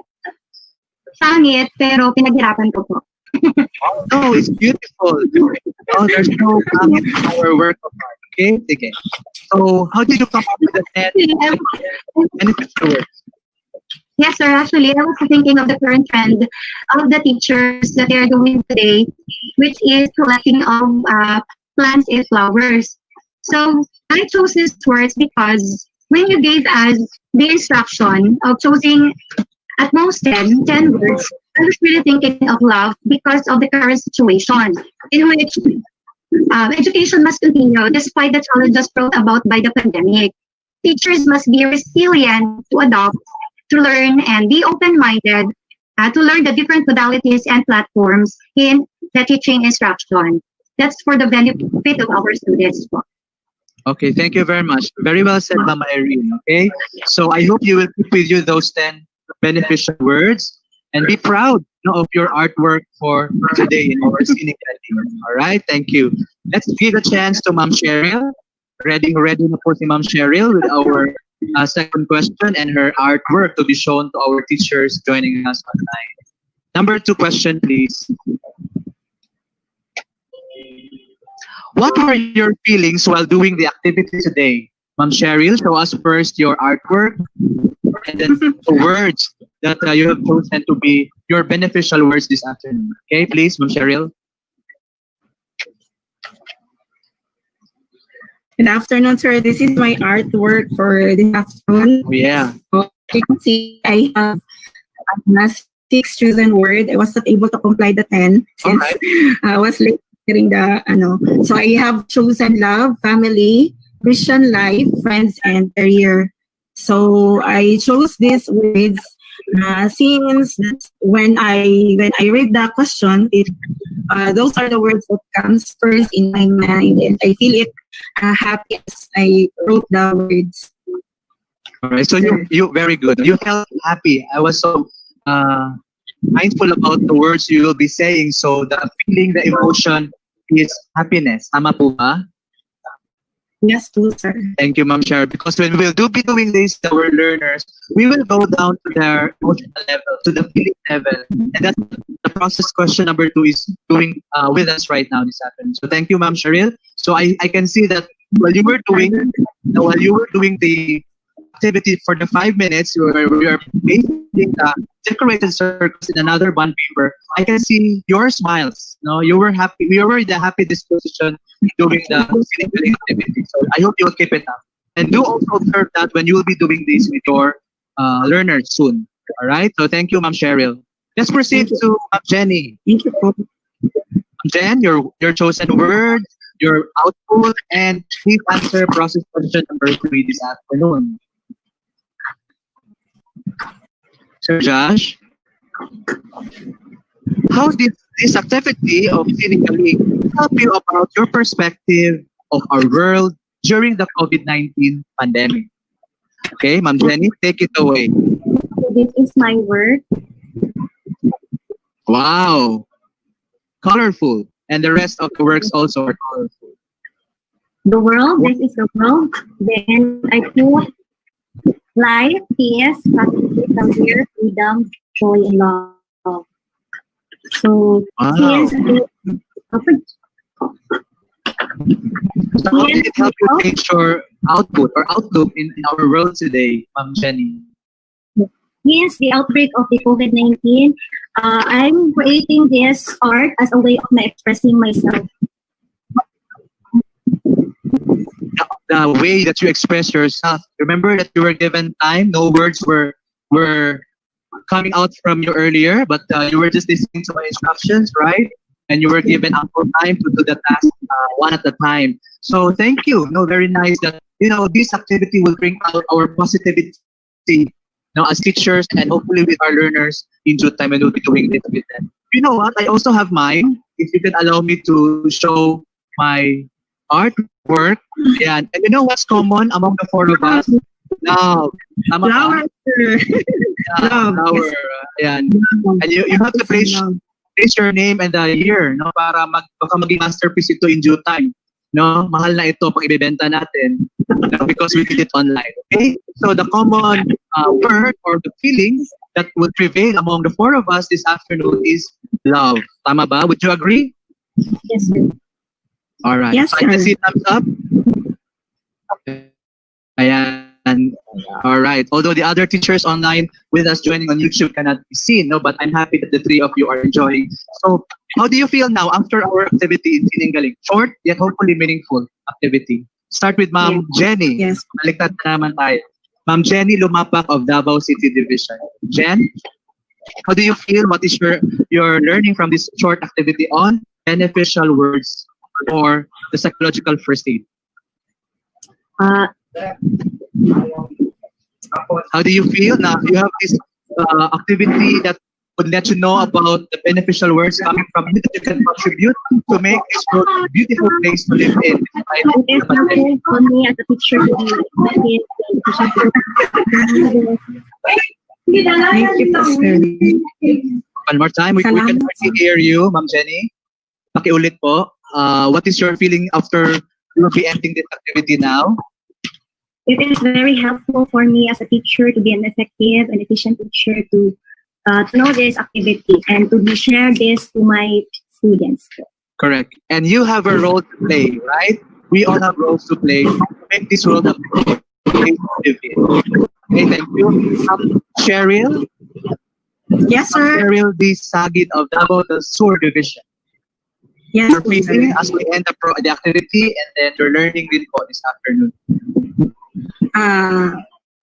So I have learned that the most important thing in our life, sir, is love, and everything rooted from this word. So that's why when I made the activity, I am very happy, and I was able to share my feelings to other teachers in the Region 11 that the ultimate source of everything that we have is love, and surrounding it are our students, our family, and so with our career. So we have to love our career for our family and for our clienteles as well, sir. Thank you very Thank you. much, sir. Well said, Ma'am Cheryl D. Sagit of Davao del Sur Division. And just remember, God is love, right?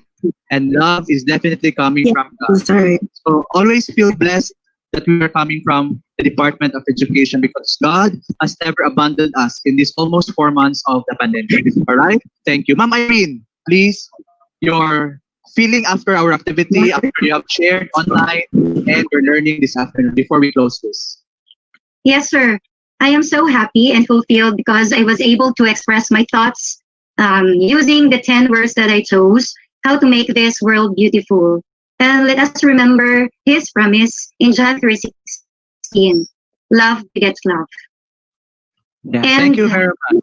Yes, sir. And we have to look at the positive side that we are experiencing COVID-19 pandemic today because we teachers were able to work from home comfortably and we have a closer family ties because we spend more time with our families. Thank you very much. All right. Well said, Ma'am Irene. I wish you all good luck in your endeavors online with our DepEd learners and our stakeholders. And to all the rest of the teachers joining us on YouTube, good luck to all of us. So thank you. That ends our short yet hopefully meaningful Sininggaling exercise today. And I hope we all together were able to reach our 3 objectives we have set earlier for this activity. Until our next Sininggaling program, thank you for your cooperation, dear teachers. You have been a great participant. Palakpakan natin ating mga sarili. Ayan. Na? And always remember, together we can get all through this, and together we can heal as one. Thank you, ESSD, with the Chief Kuwa, and CLMD with the Chief Dr. Velasco, and my boss, Chief Roy Enriquez, and the rest of the staff for this opportunity given. Until next time, so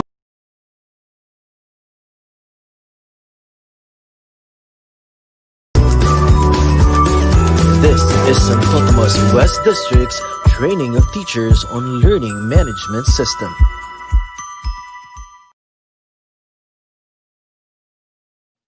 A huge thank you to all our speakers for the sessions we just had this afternoon. Gikan kay Ma'am gikan kay Dr. Janet Veloso down to Sir Leonidas Jimmy T. Hisoro III, a registered guidance counselor. Daghang salamat po for giving us a very substantial discussions po and sessions ngayong hapon na ito. And I hope you participants, our dear participants, na sana naka-take note po kayo ng mga salient points na na-raise or in-emphasize po ng ating mga speakers, and so that we can use this as we embrace po our new normal situation, lalo na ngayong darating na August 24. And at this moment, we will proceed to the next part of this afternoon's program, and that is the viewing of an audio-visual presentation on home instructional plan, where we will have a glimpse on what will be the schedule of a student learner which is in distance from the school. We also call them distant learners po in a new normal situation. So sisilipin po natin kung ano bang mangyayari sa schedule ng ating mga mag-aaral kung sila po ay nag-aaral habang nasa kanilang bahay. So are you all ready to view this AVP? May I ask our controller to please play the video?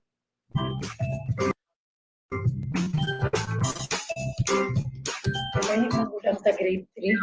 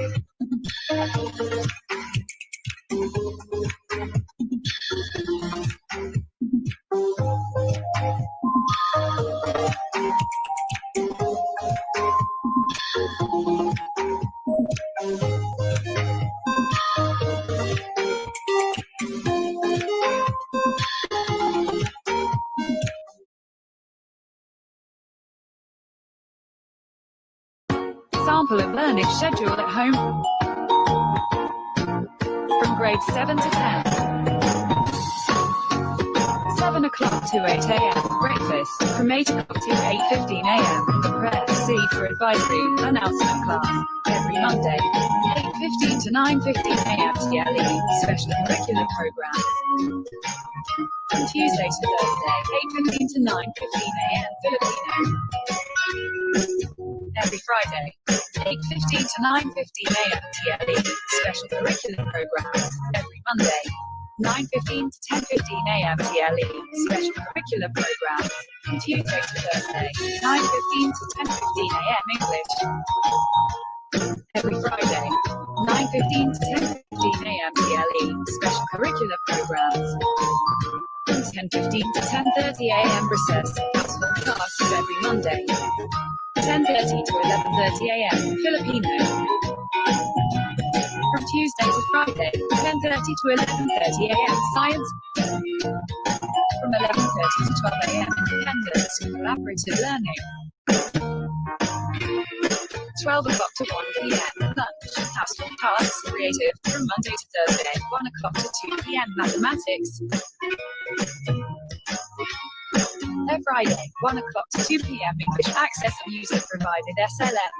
From Monday to Thursday, 2 o'clock to 3 p.m. Cafe, access and user provided SLMs. Every Friday, 2 o'clock to 3 p.m. and Chariot Panda Cooling, access and user provided SLMs. From Monday to Tuesday, 3 o'clock to 3:30 p.m. Chariot Panda Cooling. From Wednesday to Friday, ESP, access and user provided SLMs. Monday, 3:30 to 4:30 p.m. Open guidance. From Tuesday to Friday, 3:30 to 4:30 p.m. Independent, collaborative learning. 4:30 to 5 p.m. Closing prayer, personal reflection and journal. 5 o'clock to 6:30 p.m. dinner time. 6:30 to 9 p.m. free time and Reddit stories.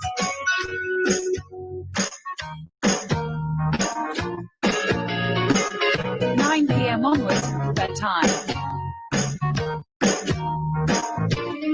Total in minutes 360.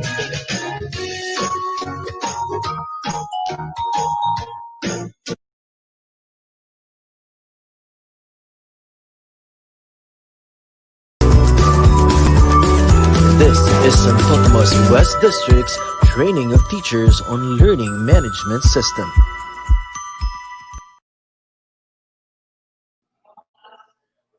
And that was our audiovisual presentation on home instructional schedule po ng ating mga distant learners.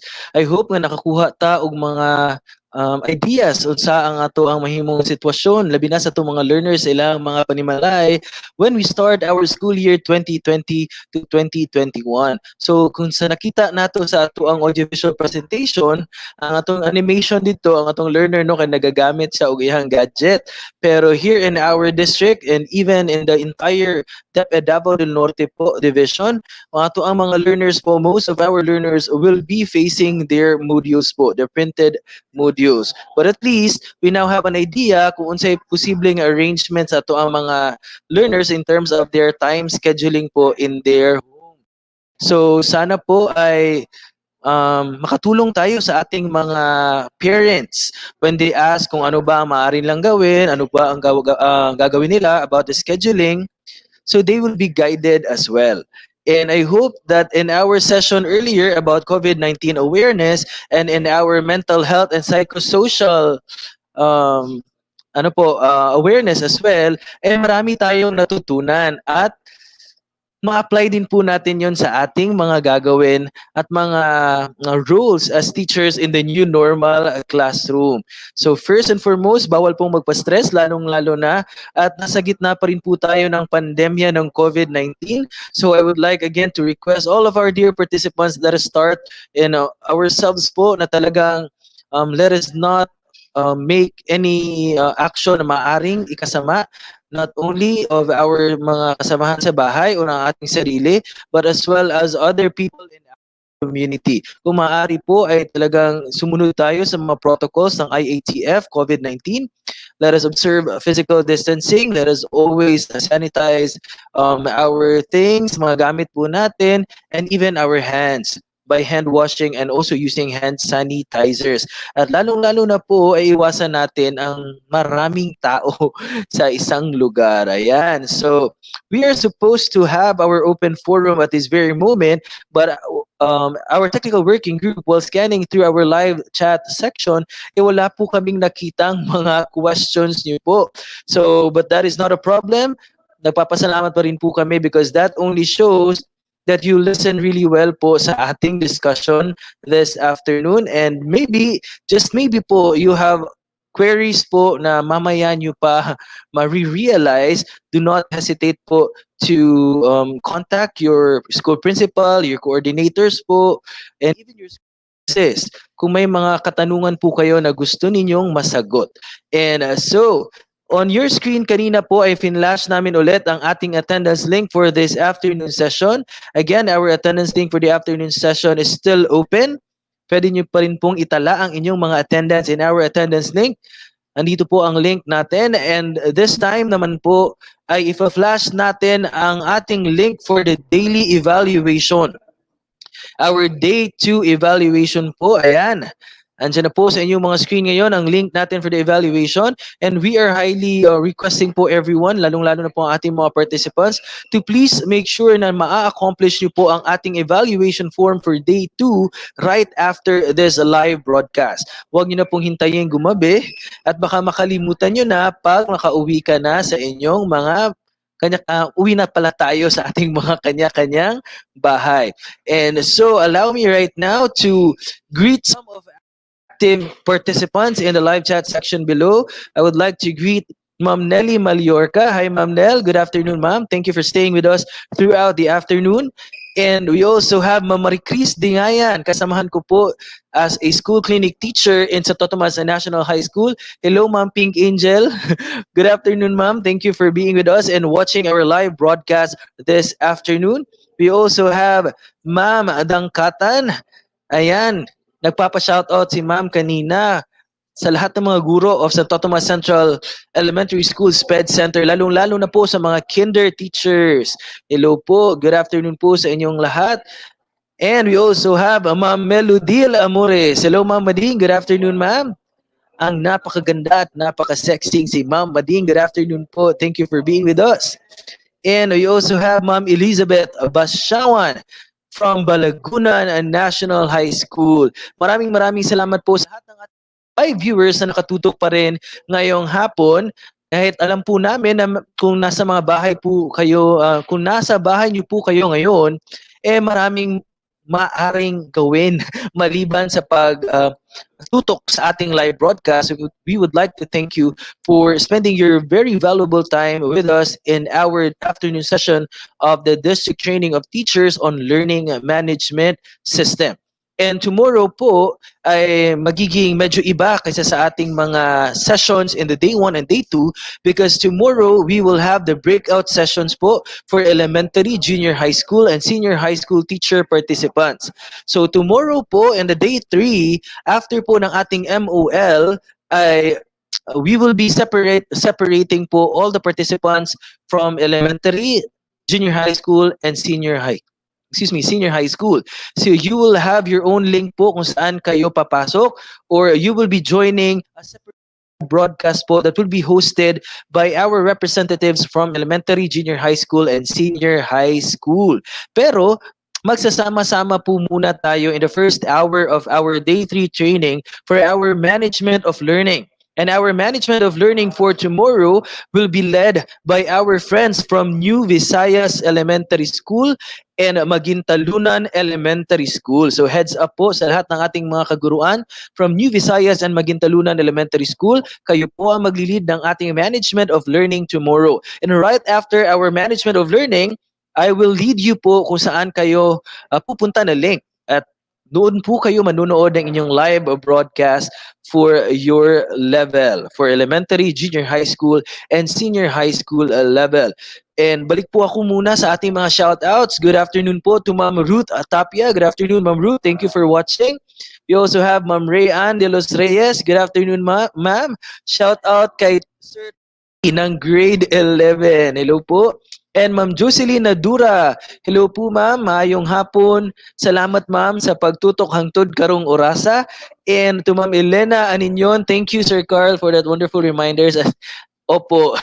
So, welcome po. And even our schools division superintendent is very vocal po in reminding all of us teachers in DepEd Davao del Norte that our health must come first. Kahit gaano po tayo ka-busy, kahit gaano po karami ang kailangan nating gawin sa ating mga bahay, sa ating mga trabaho as public school teachers, ay wag na wag po nating kalimutan ang ating health. Not just the physical health, but as well as the mental health. So ayun po. And actually, we have a lot of greetings right now in our live chat, pero hindi na po natin ma-accommodate at ma-present on screen ang lahat because this afternoon ay maaga po tayong matatapos sa ating training. So you have some time po to attend to other things that you have to do sa inyong mga bahay man o dyan man sa inyong mga paaralan.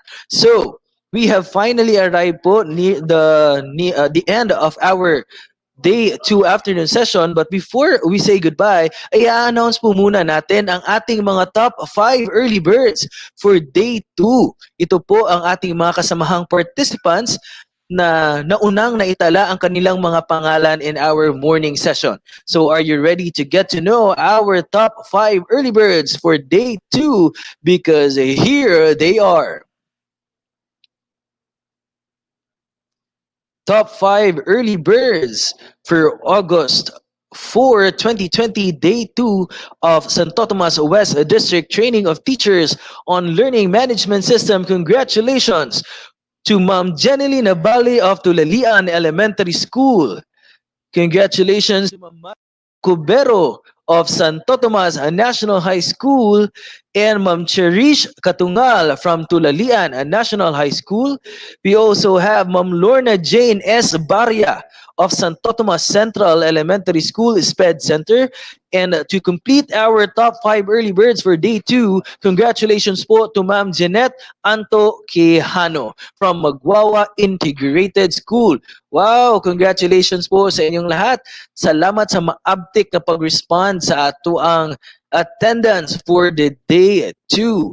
So again po, tomorrow we will have another attendance for the morning session and a separate attendance for the afternoon session. Kaya abang-abang lang po talaga because in the middle of each session, i-announce po natin kung open na ang ating link. And also, I would like to remind everyone to please subscribe here in our YouTube channel, Santo Tomas West District. Click on the notification bell at i-like nyo po ang lahat ng ating mga videos. And heads up lang din po sa lahat ng ating mga participants. Baka sakaling naipasa na po sa inyo ang mga listahan po ng ating mga links for Day 1 to Day 4 po na mga sessions. We have some changes po specifically in the Day 4 afternoon po na link. We are still working po and we are creating a new link for our Day 4 afternoon. So wag po kayong mag-alala dahil i-announce po namin in live broadcast kung ano na po ang papasukan ninyo na link for our Day 4 afternoon session. So that is where we end our Day 2 afternoon session. Again, this has been Carl Jose Barrientos. Thank you for staying with us throughout the afternoon. This has been the District Training of Teachers on Learning and Management System brought to us by Santo Tomas West District. Good afternoon and enjoy the rest of the day. This is Santo Tomas West District's Training of Teachers on Learning Management System.